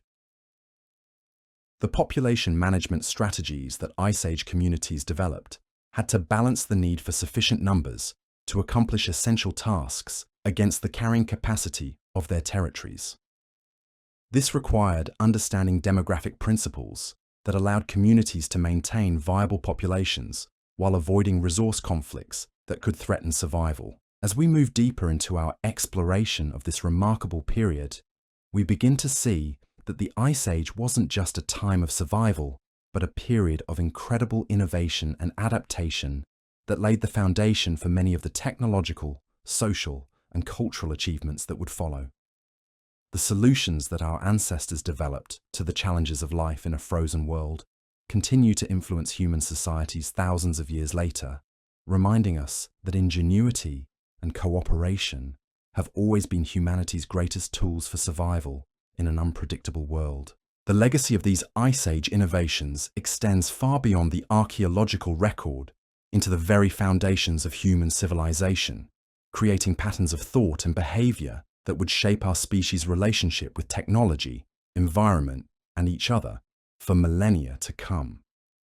The complexity of Ice Age ecosystems becomes even more fascinating when we examine the intricate web of relationships that connected every living thing across these frozen continents. Picture, if you will, a world where the success or failure of a single species could ripple through entire ecosystems in ways that determined the fate of countless other organisms. Take the humble Arctic ground squirrel, a creature no larger than your hand, yet crucial to the survival of Ice Age communities across vast stretches of tundra. These industrious rodents weren't just surviving in the frozen world, they were engineering it. Their elaborate burrow systems, some extending 20 feet underground, created networks of tunnels that provided shelter, not just for their own families, but for dozens of other species seeking refuge from the brutal surface conditions. These underground cities were marvels of natural architecture. The squirrels instinctively understood principles of thermodynamics that human engineers wouldn't formally recognize for thousands of years. Their burrows were positioned to take advantage of geothermal heating from the earth below, while avoiding the worst of the surface cold. Multiple entrance and exit points prevented the tunnels from becoming death traps if predators discovered them. Food storage chambers were located at specific depths where the temperature remained constant enough to preserve cached seeds and roots throughout the long winter months. But the genius of these systems extended beyond their creators. Arctic foxes learned to follow the squirrel highways, using the tunnel networks to move unseen beneath the snow while hunting for prey. Snowy owls positioned themselves near burrow entrances, knowing that the squirrel's activity would eventually attract other small mammals they could catch. Even plants benefited from these underground networks, as the squirrel's waste products created fertilized zones around tunnel entrances where vegetation grew more abundantly during the brief growing seasons. The timing of everything in these ecosystems was orchestrated with a precision that puts our most sophisticated scheduling systems to shame. Consider the relationship between flowering plants and their pollinators in the brief Arctic summers. Plants had to time their blooming periods to coincide exactly with the emergence of specific insects, but these insects themselves were dependent on temperature cues that could vary dramatically from year to year. Some plants developed the remarkable ability to track temperature accumulation throughout the spring, essentially counting degree days until conditions were perfect for flowering. They could sense when their specific pollinators were likely to emerge and time their blooms accordingly. This wasn't just a matter of opening flowers when it got warm enough. Different species of insects emerged at different times and temperatures, so plants had to synchronize with their particular partners, with timing accuracy measured in days or even hours. The consequences of mistiming were severe. A plant that bloomed too early might open its flowers during a late cold snap that killed its pollinators. One that bloomed too late might miss the brief window when its pollinators were active and available. Over the course of the Ice Age, this created evolutionary pressures that shaped both plants and insects into incredibly precise biological timepieces. The migration patterns of Ice Age animals created highways of life that connected distant ecosystems in ways that seem almost impossible by today's standards. Imagine rivers of caribou stretching from horizon to horizon, moving in coordinated waves across hundreds of miles of tundra. These weren't random movements, but precisely timed journeys that had to coordinate with weather patterns, food availability, and breeding cycles across multiple species. The caribou migrations were followed by wolves, but not in the simple predator-prey relationship you might expect. The wolves understood that healthy caribou herds were essential for their own long-term survival, so they selectively culled weak, sick, and elderly individuals while avoiding actions that might disrupt the herd's overall migration patterns.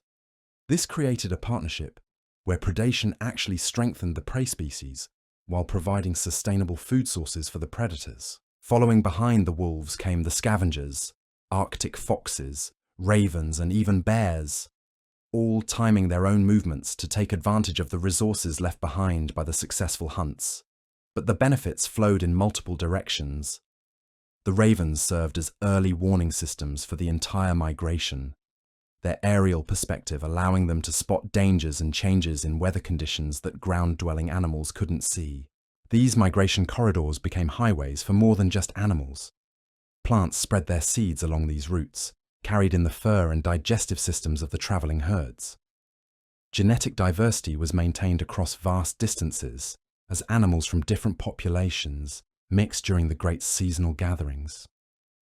Even early humans learned to position themselves along these migration routes, timing their own movements to intersect with the herds at predictable locations. The seasonal transformation of Arctic lakes and rivers created some of the most dramatic ecosystem changes on the planet. During the brief summer months, these waters would explode with life in ways that are difficult to comprehend. Tiny crustaceans would hatch from eggs that had survived being frozen solid for 8 months, immediately beginning reproduction cycles that had to be completed before the water froze again. Fish populations in these temporary ecosystems developed life strategies that were unlike anything we see today. Some species compressed their entire adult lives into just a few months, growing from fry to reproductive maturity at rates that would be impossible under normal conditions. Others developed the ability to survive partial freezing, allowing them to extend their active periods even as ice began forming around the edges of their habitat. The insect emergences from these seasonal waters were spectacles that defied imagination. Clouds of mosquitoes, midges, and black flies would rise from the warming lakes in numbers so vast they could be seen from miles away. While these swarms were certainly challenging for larger animals, they also formed the base of food webs that supported millions of birds, bats, and other insect-eating species. Migratory birds timed their arrivals to coincide with these insect emergencies, creating feeding frenzies that could support entire flocks for the brief periods when the insects were available. The birds, in turn, brought nutrients from distant ecosystems, their droppings fertilizing the Arctic soils and supporting plant growth that would benefit the entire food web. The relationship between Ice Age humans and these complex ecosystems went far beyond simple hunting and gathering. Archaeological evidence suggests that our ancestors understood ecosystem relationships well enough to manage them actively. They used controlled burning to maintain grassland habitats that supported grazing animals. They timed their hunting activities to avoid disrupting crucial breeding periods. They even appear to have transplanted useful plants to areas where they would be more accessible during seasonal rounds. These early conservation practices weren't motivated by abstract environmental philosophy, but by practical understanding that ecosystem health directly affected human survival. Communities that overexploited their resources faced starvation. Those that managed their territories sustainably could support larger populations and more stable societies. The tool-making traditions of Ice Age peoples reflected this deep understanding of natural systems. Different types of stone were selected not just for their knapping qualities, but for how they would perform under specific environmental conditions. Some stones worked better in extreme cold. Others maintained their edges longer when used on frozen materials. The knowledge of where to find these specialized stones, and when they were available for quarrying, represented geographical and geological understanding that spanned entire continents. Bone and antler working required even more sophisticated understanding of material properties. Different bones from the same animal had different characteristics, depending on the animal's age, health, and the season when it was killed. Antler had to be processed differently, depending on whether it was collected fresh or had been weathered. The timing of when to collect these materials, how to process them, and how to store them for future use required knowledge that took lifetimes to accumulate. The clothing systems developed during this period weren't just about staying warm, but about managing moisture, wind, and temperature changes throughout daily activity cycles. A hunter might need to remain motionless for hours in extreme cold, then engage in intense physical activity that would generate dangerous amounts of body heat if trapped by overly insulated clothing. The layering systems that solved these problems were more sophisticated than many modern technical garments. The social technologies that supported these complex material cultures were equally impressive. Knowledge about everything from tool-making to weather prediction had to be preserved and transmitted with perfect accuracy across generations. This required educational systems that could ensure every member of the community possessed the essential survival skills, while also maintaining specialists with deep knowledge in particular areas. The storytelling traditions that preserved this knowledge weren't just entertainment, but sophisticated information storage systems. Stories that seemed to be about mythical creatures and magical events often contained precise technical information encoded in narrative form. Navigation routes were preserved as heroes' journeys. Seasonal timing was embedded in stories about animal behavior. Even tool-making techniques were sometimes encoded in stories about how particular tools were created by legendary figures. These oral traditions had to be incredibly robust because there were no written backups. A single forgotten story could mean the loss of crucial survival information. This created cultural systems that valued memory and accuracy above almost everything else. Storytellers weren't just entertainers, but the living libraries of their communities. The spiritual and ceremonial practices of Ice Age peoples were intimately connected to their practical survival needs. Rituals often marked crucial transitions in the seasonal cycle, ensuring that communities were prepared for changing conditions. Ceremonies honored the animals that provided food and materials, but they also served to coordinate hunting activities and ensure fair distribution of resources. Many of these ceremonies involved detailed reenactments of successful hunting strategies or seasonal activities. These weren't just symbolic performances, but practical training exercises that allowed community members to practice essential skills in controlled environments. Young people could learn complex techniques through ceremonial participation before they faced real-world applications where mistakes could be fatal. The astronomical knowledge required for these ceremonies was surprisingly sophisticated. Ice Age peoples tracked not just the obvious movements of sun and moon, but the subtle patterns of star movement that indicated seasonal changes and directional bearings. This knowledge was often encoded in ceremonial objects and architectural arrangements that served as both spiritual symbols and practical navigation tools. The burial practices of Ice Age communities reflected not just spiritual beliefs, but practical considerations about resource management and knowledge preservation.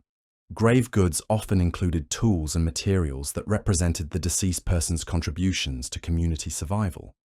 But they were also sometimes arranged in ways that encoded important information for future generations. Some burial sites appear to function as time capsules, preserving examples of the best tools and techniques available at the time of burial. These weren't just memorials, but practical demonstrations of technological achievements that could inspire future innovations. The positioning and arrangement of these materials sometimes contained information about successful hunting strategies, tool-making techniques, or resource locations.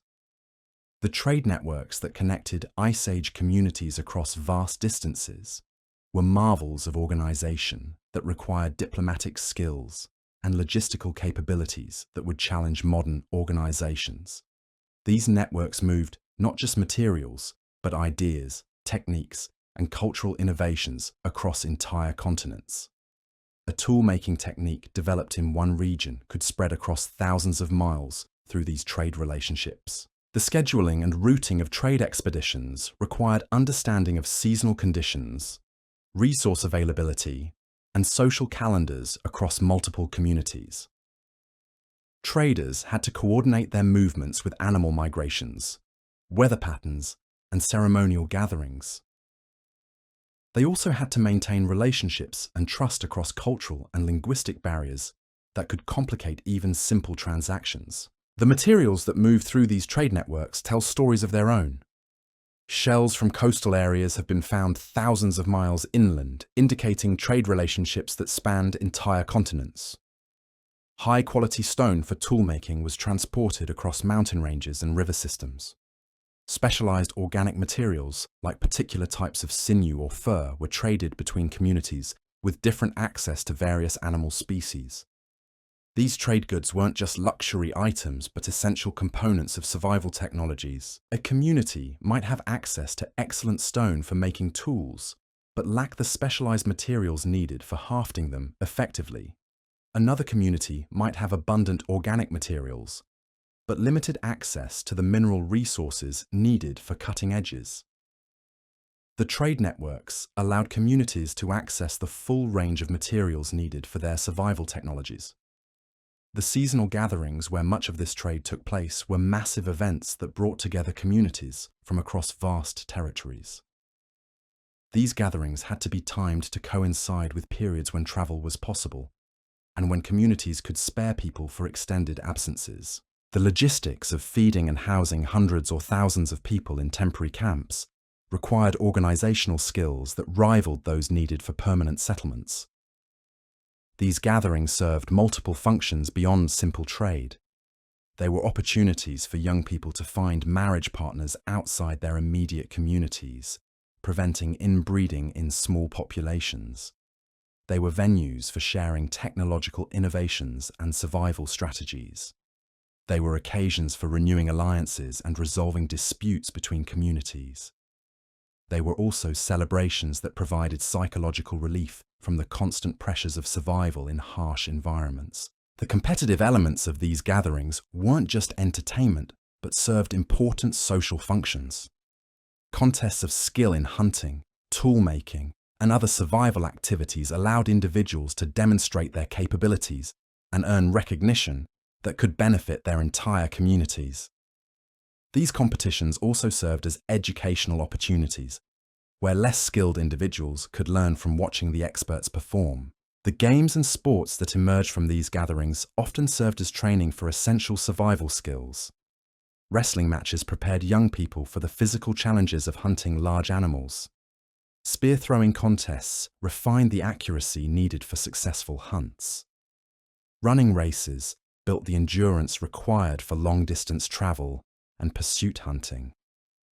Even the gambling games that emerged from these gatherings served social functions by redistributing resources and maintaining relationships between communities. The artistic traditions that flourished during these gatherings weren't separate from practical survival concerns, but were integrated with them in ways that enhanced their effectiveness. Decorated tools weren't just beautiful, but often incorporated design elements that improved their function. Carved handles provided better grip. Painted surfaces might include symbolic elements that reminded users of proper techniques.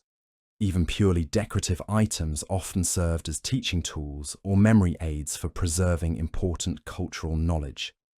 The music and dance traditions that developed during this period served multiple functions beyond entertainment. Songs preserved important information in memorable forms that could be transmitted across generations. Rhythmic patterns helped coordinate group activities. Dance movements sometimes mimicked hunting techniques or animal behaviors, serving as both artistic expression and practical instruction. The musical instruments developed during this period were often multi-purpose tools that served practical as well as artistic functions. Bone flutes could be used for long-distance communication as well as music making. Drums made from animal hides served ceremonial purposes, but could also be used for signaling across distances. Even simple rattles and whistles had practical applications in hunting and communication that extended their value beyond their musical properties. The acoustic properties of the caves and rock formations, where much Ice Age art was created, weren't accidental, but were carefully selected for their sound qualities. These locations often had remarkable acoustic properties that could amplify sound or create unusual effects that enhance ceremonial activities. The positioning of artwork within these spaces was often designed to take advantage of these acoustic properties, creating multimedia experiences that combined visual and auditory elements. The preservation of Ice Age art in these cave environments created accidental time capsules that provide us with glimpses into the sophisticated cultural lives of our ancestors. But we must remember that what we see today represents only a tiny fraction of the artistic production of these peoples. Most of their art was probably created on perishable materials like hide, wood, and bone that have long since decomposed, leaving us with only the most durable examples of what was undoubtedly a rich and varied artistic tradition. The techniques used to create this surviving artwork demonstrate levels of skill and sophistication that challenge our assumptions about Ice Age capabilities. The pigments were carefully prepared from mineral and organic sources, often involving complex processing techniques to achieve specific colors and properties. The application methods show understanding of how different surfaces would accept and hold pigments. The artistic compositions demonstrate sophisticated understanding of perspective, proportion, and symbolic representation. As we continue our journey through this remarkable period in Earth's history, we begin to understand that the Ice Age wasn't just about survival, but about the development of human capabilities that would form the foundation for all future cultural and technological achievements. The innovations, social systems, and ways of thinking that emerged during this challenging period continue to influence human societies thousands of years later, reminding us that our ancestors were not primitive survivors, but sophisticated people who created remarkable solutions to extraordinary challenges. The legacy of the Ice Age extends far beyond the archaeological remains we can still discover today. It lives on in the fundamental patterns of human cooperation, innovation, and adaptation that continue to define our species' response to environmental challenges and opportunities. The astronomical relationships that governed Ice Age cycles reveal themselves as one of nature's most elegant clockwork mechanisms, operating on timescales that dwarf human experience, yet influencing every aspect of life on our frozen planet. These weren't random climate fluctuations, but precisely orchestrated changes driven by our planet's complex dance through space. Earth's orbit around the Sun isn't the perfect circle we might imagine from elementary school diagrams. Instead, it stretches and contracts in a slow rhythm, becoming more elliptical over roughly 100,000-year cycles, then returning to a more circular path. When our orbit becomes more stretched out, the difference between our closest and farthest approaches to the sun becomes more pronounced, creating more extreme seasonal contrasts that can tip the delicate balance between ice formation and melting. But orbital shape is just one piece of this cosmic puzzle. Our planet also wobbles on its axis like a spinning top that's beginning to slow down, completing each wobble cycle in about 26,000 years. This wobble changes when our seasons occur relative to our position in orbit. Sometimes Northern Hemisphere winter coincides with our farthest point from the sun, creating especially cold conditions that favour ice sheet growth. Other times, the timing works against ice formation, promoting warmer conditions that melt existing glaciers. The tilt of Earth's axis adds another layer of complexity to this celestial choreography. Over 41,000-year periods, our planet's tilt varies from about 22 to 24.5 degrees. When the tilt is greater, seasonal differences become more extreme. Summers get hotter and winters get colder. When the tilt is smaller, seasons become more moderate, sometimes preventing complete melting of winter snow accumulations. These three orbital cycles, eccentricity, precession, and obliquity, combine in ways that create the complex rhythm of ice age, advance, and retreat. When all three factors align to reduce summer sunshine in northern latitudes, snow begins accumulating year after year. The white surface reflects more sunlight back to space, cooling the climate further and allowing even more ice to form. This feedback loop can persist for tens of thousands of years, building ice sheets that eventually cover millions of square miles. The mathematical precision of these cycles means that ice ages aren't chaotic events, but predictable consequences of celestial mechanics. Scientists can calculate when these orbital factors aligned in the past and predict when they'll align again in the future.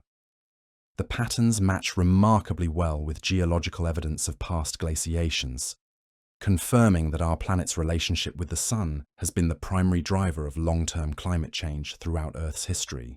But orbital cycles alone couldn't create the dramatic climate swings of the Ice Age without amplification from Earth's own systems. The atmosphere during glacial periods contained significantly less carbon dioxide and methane than today's air. These greenhouse gases act like a blanket around our planet, trapping heat that would otherwise radiate back to space.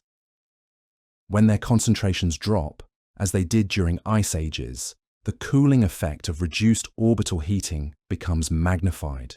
The ocean's role in this climate system was equally crucial.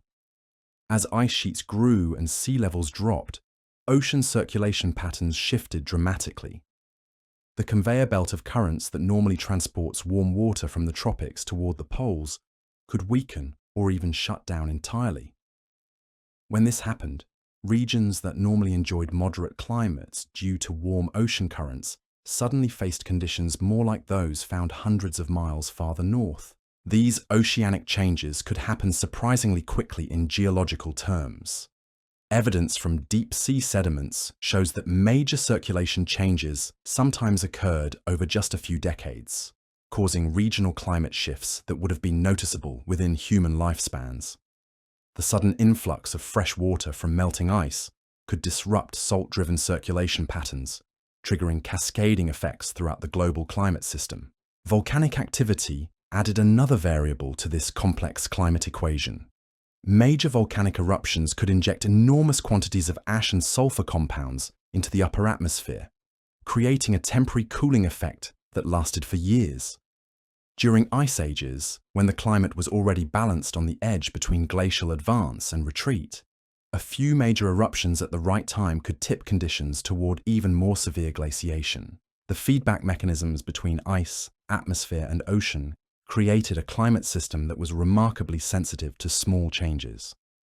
Once ice sheets began growing, their bright white surfaces reflected increasingly large amounts of sunlight back to space, cooling the planet further and encouraging even more ice formation.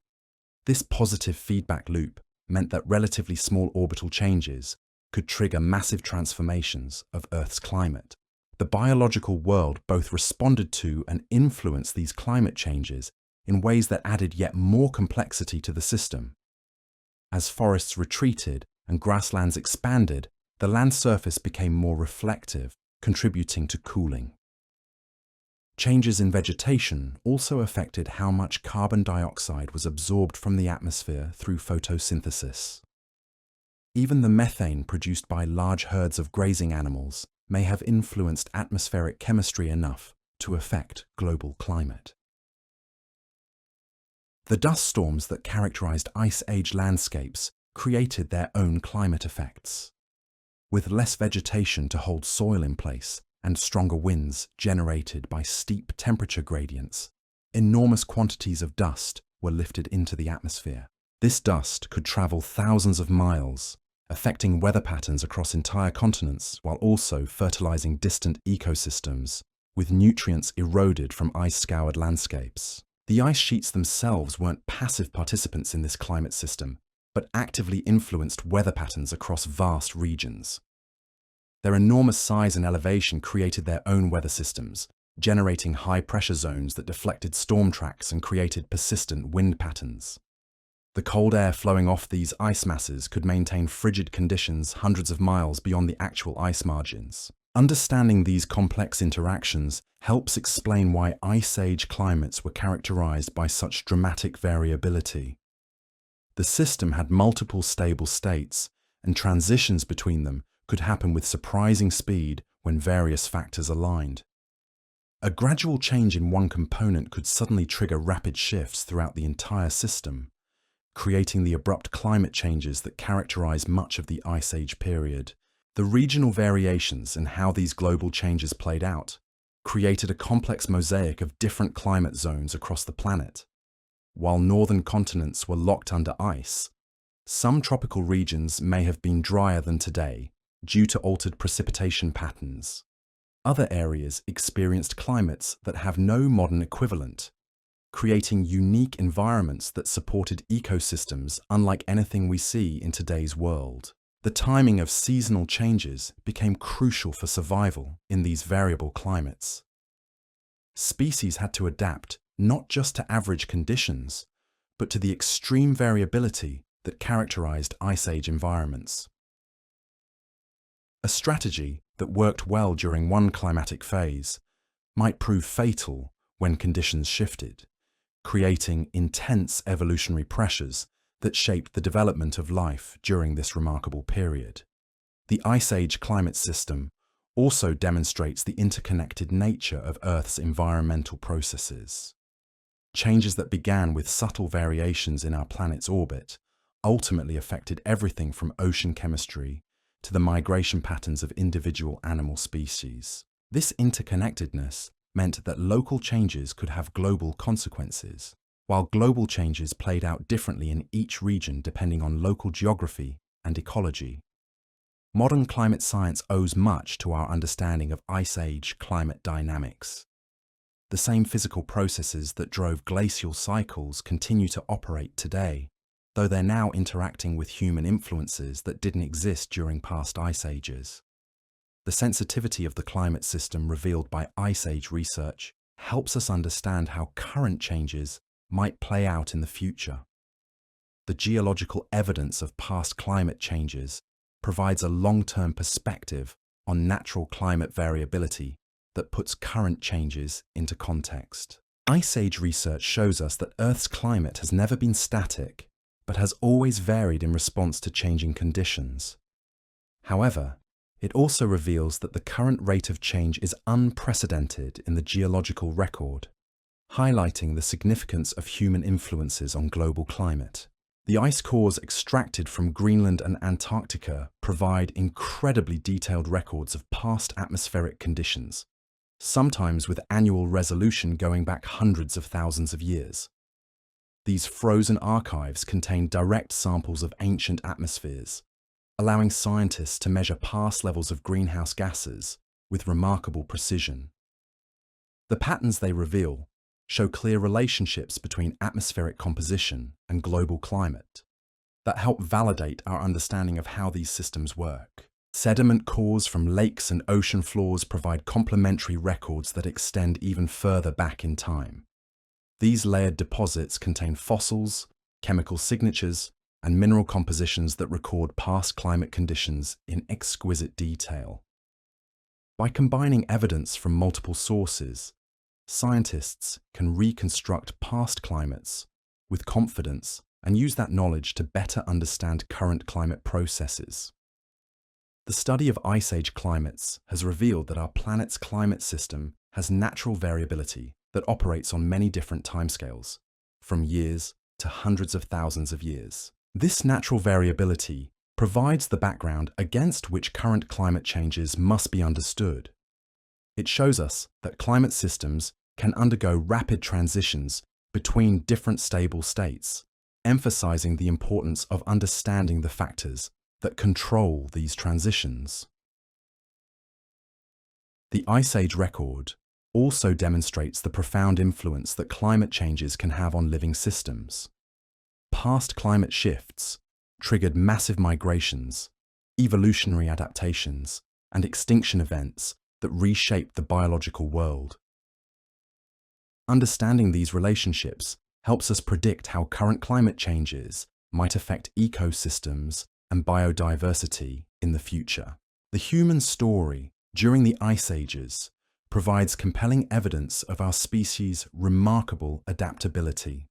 Our ancestors not only survived some of the most challenging climate conditions in Earth's history, but developed technologies, social systems, and cultural practices that allowed them to thrive.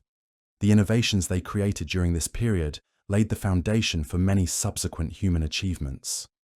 The archaeological record from Ice Age sites reveals sophisticated understanding of natural processes and remarkable skill in manipulating materials and environments. The tools, artwork, and structures left behind by Ice Age peoples demonstrate cognitive abilities and technical skills that rival those of much later civilizations. These achievements remind us that intelligence and creativity have been hallmarks of our species for tens of thousands of years. The social cooperation required for survival during the Ice Ages fostered the development of complex communication systems, trade networks, and cultural practices that connected human communities across vast distances. These social technologies were every bit as important as physical tools for ensuring survival in challenging environments. They created the foundation for the larger-scale cooperation that would eventually enable the development of agriculture and civilization. The Ice Age legacy continues to influence human societies today in ways that extend far beyond the obvious geological features left behind by glaciers. The genetic diversity of modern human populations reflects the population bottlenecks and expansions that occurred during Ice Age climate cycles. The distribution of languages and cultural traditions still shows patterns that were established during Ice Age migrations and adaptations. Even our psychological and social characteristics may bear the influence of Ice Age experiences.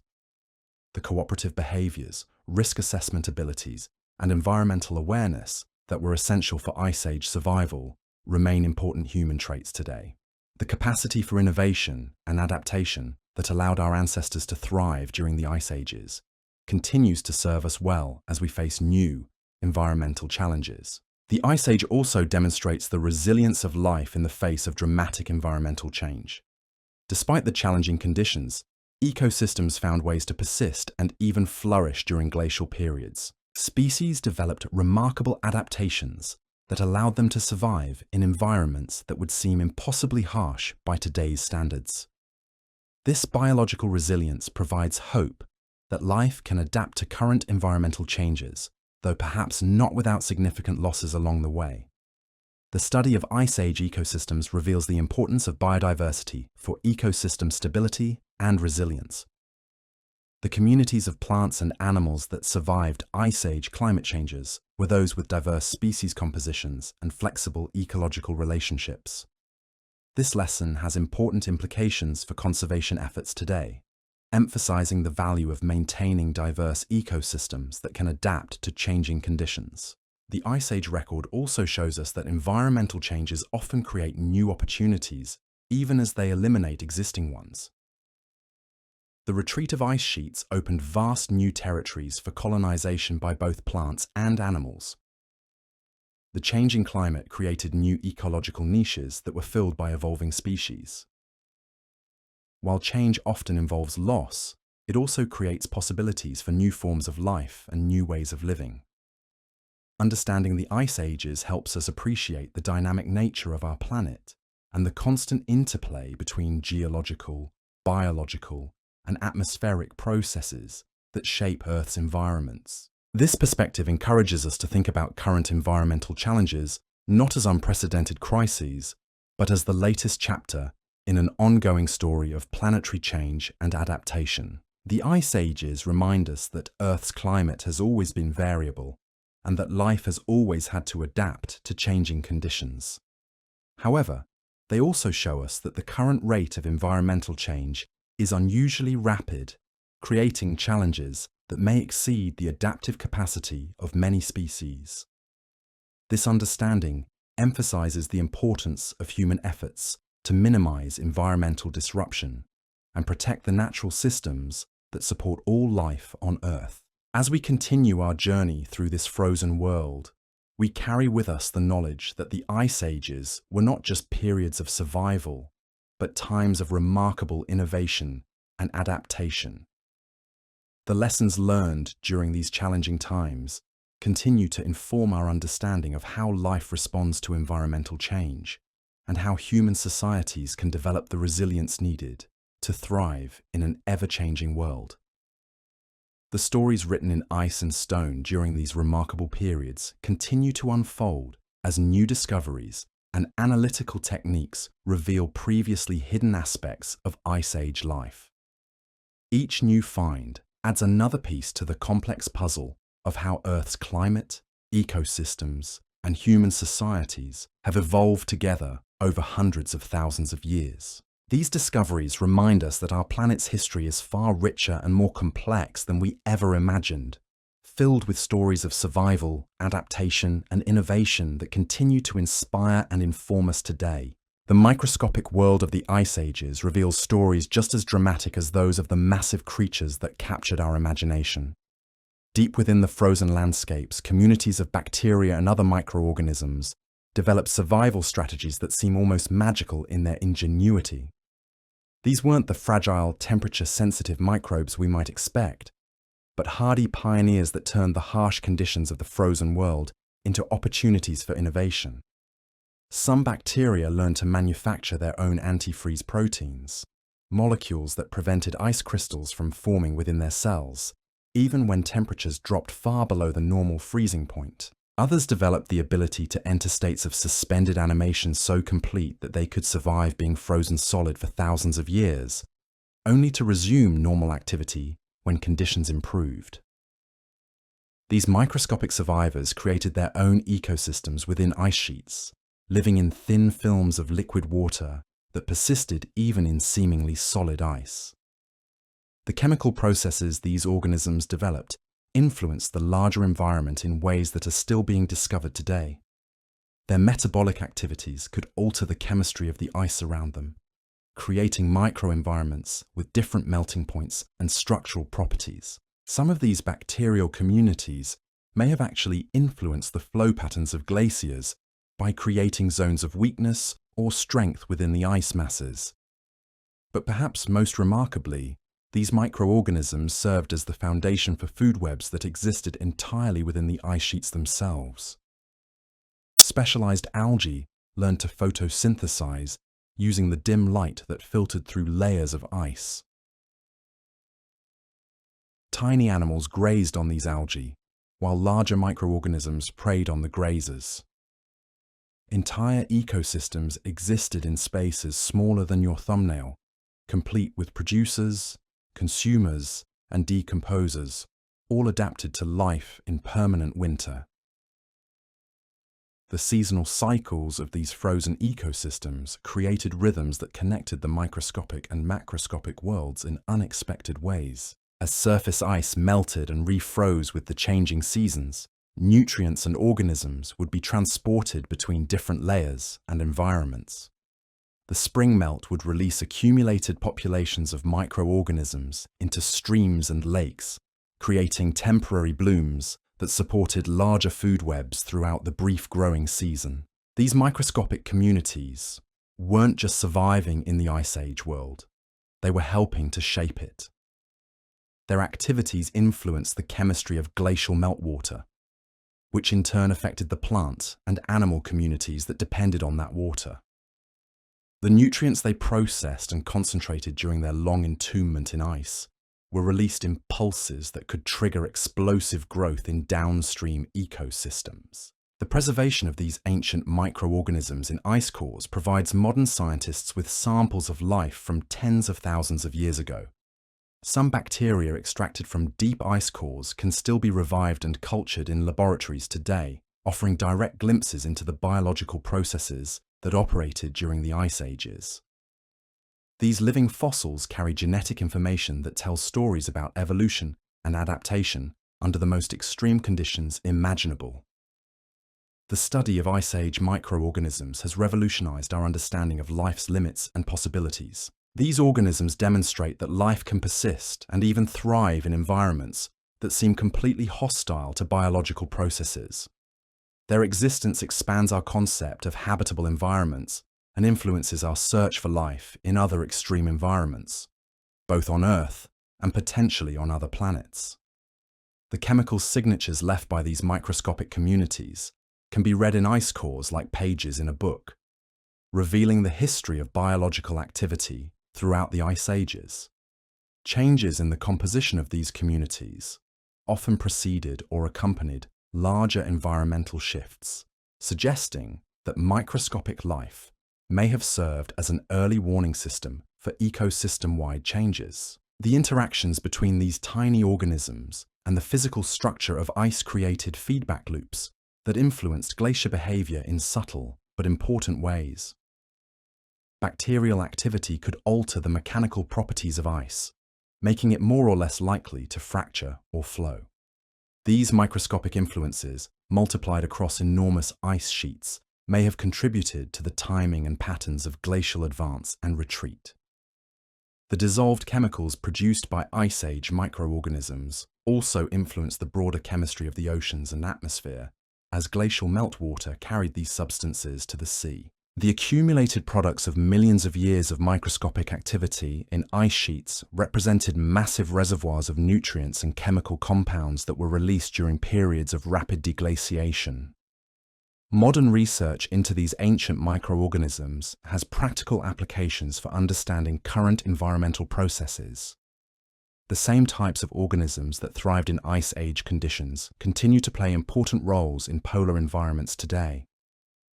Changes in their communities may serve as indicators of current climate changes, providing early warning signals for larger environmental shifts. The extreme conditions that these microorganisms survived make them valuable subjects for biotechnology research. The enzymes and other proteins they developed to function at very low temperatures have potential applications in industrial processes, medical treatments, and other technologies that require biological activity under challenging conditions. The diversity of survival strategies employed by Ice Age microorganisms demonstrates the incredible flexibility of life. Some species developed the ability to switch between different metabolic pathways depending on available resources. Others formed cooperative relationships with other species that allowed entire communities to survive conditions that would kill individual organisms. The timing mechanisms that allowed these organisms to coordinate their activities with seasonal changes were remarkably sophisticated. Despite being frozen for most of each year, they somehow maintained biological clocks that allowed them to anticipate and prepare for the brief periods when conditions became favorable for growth and reproduction. The waste products and metabolic byproducts of these microscopic communities accumulated in ice sheets over thousands of years, creating chemical gradients that influenced larger-scale processes. When ice sheets melted, these accumulated substances were released in concentrated pulses that could dramatically alter the chemistry of receiving waters, triggering cascading effects throughout aquatic ecosystems. The study of Ice Age microorganisms also reveals the importance of rare and extreme environments for driving evolutionary innovation. The harsh conditions of the frozen world created selective pressures that fostered the development of biological capabilities that wouldn't have emerged under more moderate conditions. These innovations then became available to be co-opted for other purposes as conditions changed. The preservation of ancient DNA from Ice Age microorganisms allows scientists to trace the evolutionary history of these organisms with unprecedented detail. The genetic sequences reveal not just what organisms were present, but how they were related to each other and to modern species. This molecular archaeology provides insights into the pace and patterns of evolution under extreme environmental stress. The communication mechanisms that some Ice Age microorganisms developed to coordinate community activities were surprisingly sophisticated. Chemical signaling systems allowed individual cells to coordinate their behavior with others, creating collective responses that were more effective than individual survival strategies. These primitive forms of biological communication may have been precursors to more complex signaling systems that evolved later. The energy management strategies employed by these organisms had to be incredibly efficient to sustain life during the long periods when external energy sources were extremely limited. Many species developed the ability to enter deep dormancy states that reduced their energy requirements to almost nothing, while still maintaining the cellular machinery needed for rapid revival when conditions improved. The protective mechanisms that shielded these organisms from the damaging effects of freezing and thawing cycles involved complex combinations of chemical and physical adaptations. Special proteins prevented ice crystal formation, while modified cell membranes remained flexible at temperatures that would make normal biological membranes brittle and useless. The reproductive strategies of Ice Age microorganisms were adapted to take maximum advantage of the brief periods when conditions allowed for growth and division.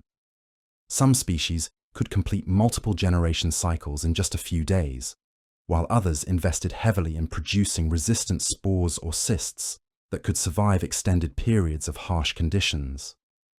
The symbiotic relationships between different types of microorganisms became especially important during the Ice Ages, when resources were scarce and conditions were harsh. Partnerships between bacteria and algae, or between different bacterial species, allowed communities to exploit resources and survive stresses that would have been impossible for individual species to handle alone. The biogeochemical cycles that these microorganisms mediated were crucial for maintaining the chemical balance of Ice Age ecosystems.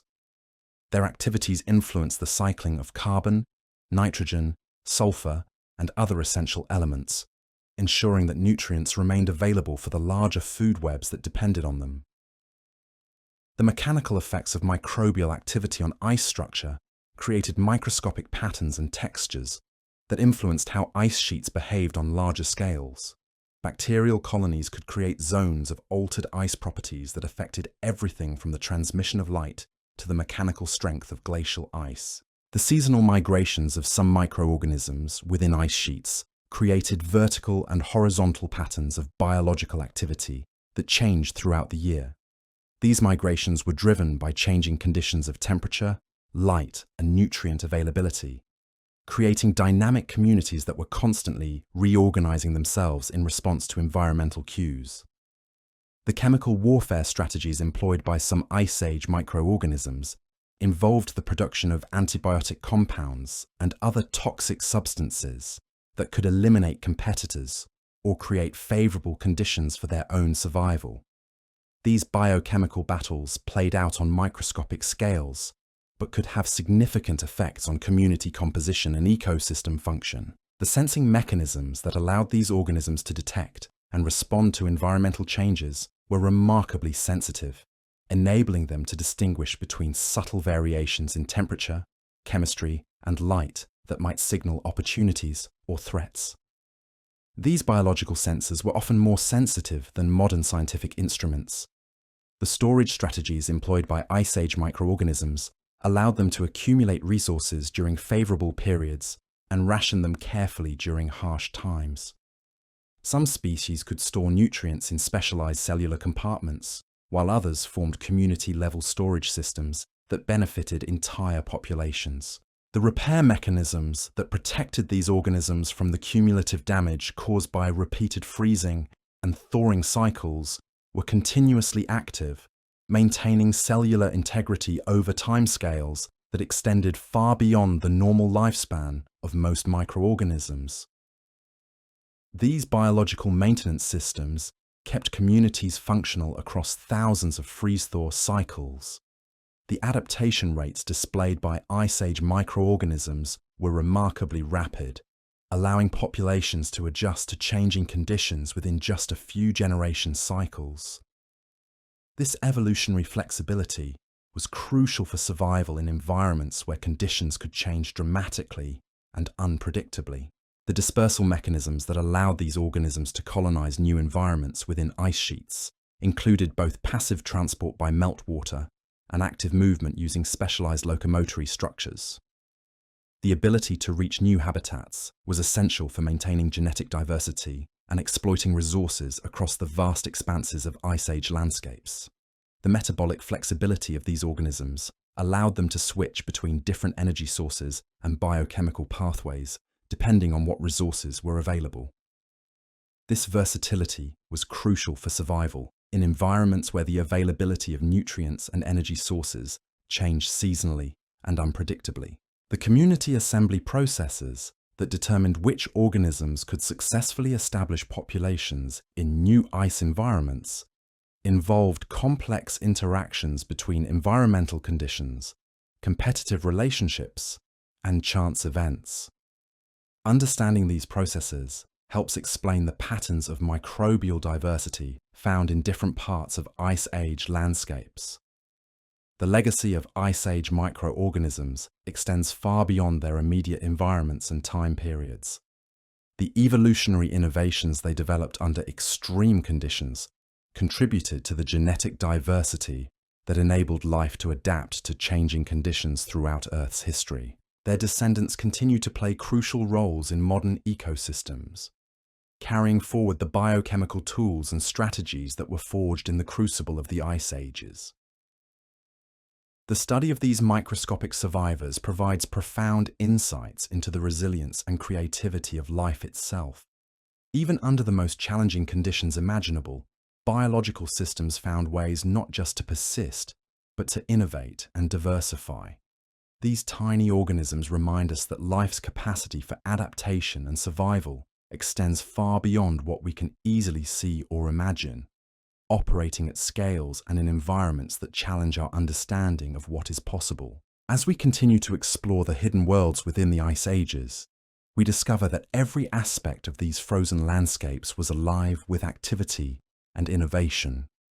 From the largest mammals to the smallest bacteria, every form of life found ways to turn the challenges of the Ice Age world into opportunities for growth, adaptation, and survival. These stories of microscopic triumph add another layer of wonder to our understanding of this remarkable period in Earth's history. The chemical conversations that took place between these microorganisms created complex networks of information exchange that coordinated community activities across vast scales of space and time. These primitive communication systems may have been among the earliest examples of collective intelligence in biological systems, demonstrating that cooperation and coordination have been fundamental strategies for life since the very beginning. The engineering capabilities of Ice Age microorganisms extended to the construction of microscopic structures and environments that enhanced their survival prospects. Some species built protective barriers around their communities, while others created specialized microhabitats that concentrated nutrients and provided optimal conditions for growth and reproduction. The timing systems that governed the activities of these organisms were synchronized not just with seasonal changes, but with longer-term climate cycles that spanned decades or centuries. This long-term biological memory allowed microbial communities to prepare for and respond to environmental changes that occurred on timescales far longer than individual lifespans. The resource management strategies employed by these microscopic communities included sophisticated recycling systems that ensured maximum utilization of available nutrients. Nothing was wasted in these extreme environments, and the efficiency of microbial resource use often exceeded that of much larger and more complex biological systems. The defensive capabilities of Ice Age microorganisms included not just chemical weapons, but also physical structures and behavioral strategies that protected communities from environmental threats and biological enemies. These defense systems had to be effective against both physical stresses and biological competitors while consuming minimal resources. The sensory capabilities of these organisms allowed them to detect and respond to environmental conditions with remarkable precision and sensitivity. Despite their microscopic size, they could sense changes in temperature, chemistry, and light that were far smaller than the measurement capabilities of most modern scientific instruments. The memory systems that allowed these organisms to retain information about past conditions and successful survival strategies were encoded in both genetic material and community structure. This biological memory enabled rapid responses to recurring environmental challenges and helped preserve successful adaptations across multiple generations. The innovation cycles that drove the continuous development of new survival strategies in these microbial communities operated at rates that allowed rapid adaptation to changing conditions. The combination of short generation times and high mutation rates created natural laboratories for biological experimentation and innovation. The quality control mechanisms that ensured the reliability of essential biological processes had to function perfectly under conditions where even small errors could be fatal. The precision and reliability of these microscopic biological systems often exceeded that of human-engineered technologies designed for similar purposes. The integration of all these microscopic processes with the larger-scale phenomena of the Ice Ages created feedback loops that influenced everything from local weather patterns to global climate cycles. The cumulative effects of billions of microscopic organisms shaped the world in ways that are still being discovered and understood today. These hidden stories of microscopic survival and innovation during the Ice Ages remind us that the history of life on Earth is far richer and more complex than the fossil record of large organisms might suggest. Every environment, no matter how extreme or inhospitable it might appear, has been home to communities of organisms that found ways to not just survive, but thrive under conditions that challenge our understanding of life's possibilities. The transformation of Ice Age landscapes wasn't limited to the dramatic geological reshaping we've explored so far. There were subtler but equally profound changes happening in the very chemistry of soil and water that would influence life for thousands of years after the ice retreated. The grinding action of glaciers didn't just carve valleys and move boulders. It created entirely new types of soil that had never existed before on Earth. Imagine rock flour, sediment ground so fine by the relentless action of ice that it had the consistency of talcum powder. This glacial dust was incredibly fertile, packed with minerals that had been locked away in bedrock for millions of years. When the ice finally melted, it left behind vast deposits of this mineral-rich material, creating some of the most productive agricultural soils on the planet. The great wheat belts of North America and the fertile plains of Northern Europe owe their existence to this Ice Age inheritance. But the creation of these new soils came with its own challenges. The freshly ground rock was often too alkaline for many plants, creating hostile environments where only the most specialized vegetation could survive. Early plant colonizers had to be chemical pioneers, capable of tolerating soil conditions that would kill most modern crops. These hardy species gradually modified the soil chemistry through their life processes, creating conditions that allowed more diverse plant communities to establish themselves.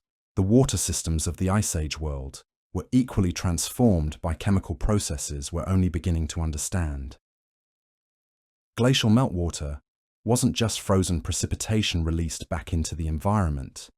It was a complex chemical soup that had been brewing under pressure for thousands of years.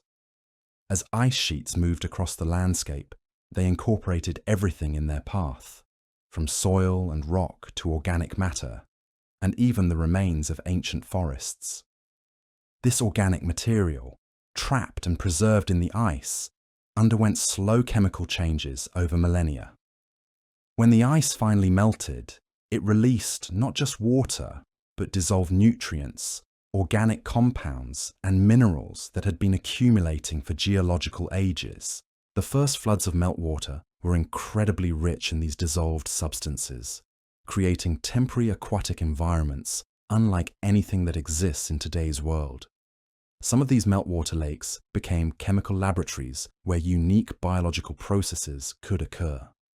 The unusual chemistry supported specialized communities of organisms that existed nowhere else on Earth.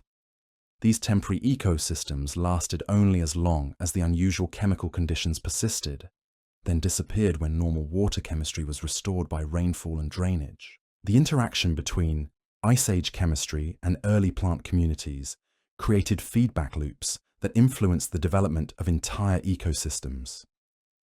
Plants that could tolerate the harsh chemical conditions of newly exposed glacial soils often had unique properties that further modified their environments.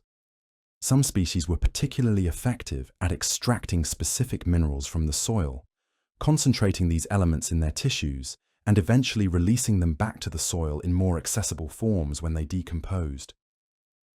These pioneer plant communities weren't just surviving in harsh conditions, they were actively engineering their environments to become more hospitable for other species. The chemical modifications they made to soil and water created the foundation for the diverse ecosystems that would eventually develop as conditions stabilized.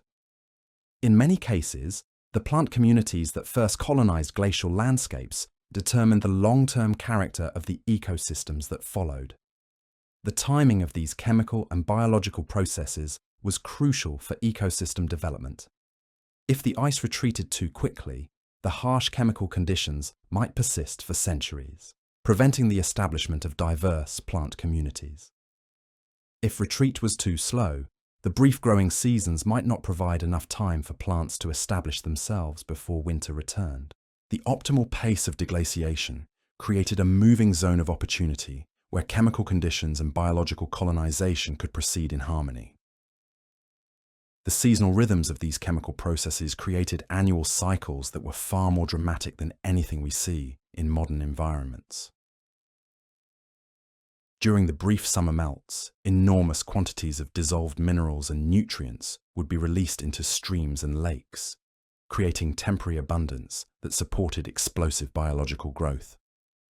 As winter returned and the water froze again, these resources would become locked away until the next melt season.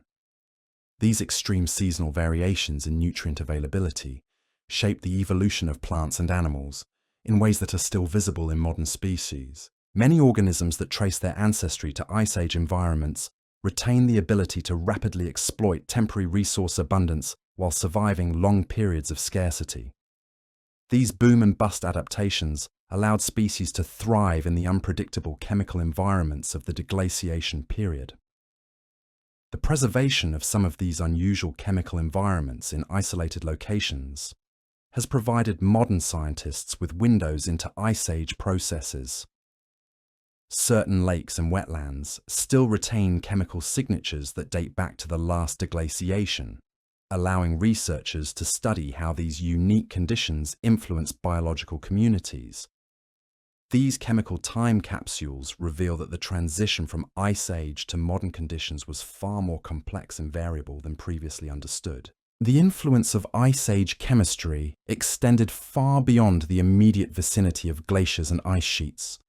Rivers carrying glacial meltwater transported dissolved minerals and nutrients across entire continents, creating chemical changes in distant ecosystems that had never been directly touched by ice. The Amazon River system, for example, still carries sediments and dissolved nutrients that originated in the Andes glaciers, connecting Ice Age processes to tropical ecosystems thousands of miles away. These continental-scale chemical transport systems created connections between distant ecosystems that influenced the distribution and evolution of species across entire continents. Nutrients released by glacial grinding in mountain ranges could support biological productivity in lowland forests and coastal wetlands, creating unexpected links between seemingly unrelated environments. The ocean chemistry of the Ice Age world was equally transformed by these glacial inputs. Rivers, carrying glacial meltwater, delivered enormous quantities of dissolved minerals and nutrients to coastal waters, creating conditions that supported marine biological productivity on unprecedented scales. Some of the most productive fisheries in today's oceans are located where glacial rivers continue to deliver nutrient-rich water to the sea. But these chemical inputs weren't always beneficial for marine ecosystems. The sudden release of large quantities of fresh water during rapid deglaciation events could disrupt ocean circulation patterns and create zones of unusual water chemistry that were hostile to marine life. The balance between beneficial nutrient inputs and disruptive chemical changes determined whether glacial inputs supported or damaged marine ecosystems. The long-term cycling of Ice Age chemicals through Earth's systems continues to influence modern environments in subtle but important ways. Carbon that was incorporated into ice sheets during glacial periods is still being released as remnant ice masses melt. Nutrients that were concentrated in glacial deposits continue to support modern agricultural systems. Even the mineral composition of groundwater in many regions reflects the chemical legacy of Ice Age processes. The study of Ice Age chemistry has revealed that the boundary between living and non-living systems is far more fluid than previously understood. Chemical processes initiated by glacial activity could persist for thousands of years after the ice disappeared, continuing to influence biological systems long after the original physical processes had ended. This chemical inheritance created evolutionary pressures that shaped the development of life in ways that are still being discovered. The seasonal chemical cycles that characterized Ice Age environments created unique opportunities for the development of specialized metabolic pathways in both plants and microorganisms. Some species evolved the ability to exploit specific chemical conditions that existed only during certain phases of the glacial cycle. These specialized metabolisms allowed organisms to thrive in chemical environments that would be toxic to most modern species. The preservation of these unusual metabolic capabilities in modern organisms provides clues about the chemical conditions that existed during the Ice Ages. Certain bacteria and algae retain the ability to process chemical compounds that are rarely found in today's environments, suggesting that these compounds were common enough during Ice Age periods to drive evolutionary adaptation. The chemical diversity of Ice Age environments may have been one of the driving forces behind the rapid evolution of new species during this period. The constantly changing chemical conditions created new ecological niches that could be exploited by organisms with appropriate adaptations. This chemical diversity contributed to the biological diversity that characterized Ice Age ecosystems. And as we reach the end of our journey through this frozen world, we've traveled together across millennia of ice and snow, through landscapes that challenged life itself, and witnessed the remarkable ingenuity of our ancestors. From the microscopic pioneers, thriving in impossible conditions, to the massive ice sheets that sculpted continents, the Ice Age reveals itself not as a period of mere survival, but as an era of extraordinary innovation and adaptation. Sweet dreams, and may your rest be filled with visions of woolly mammoths wandering endless tundra beneath ancient stars.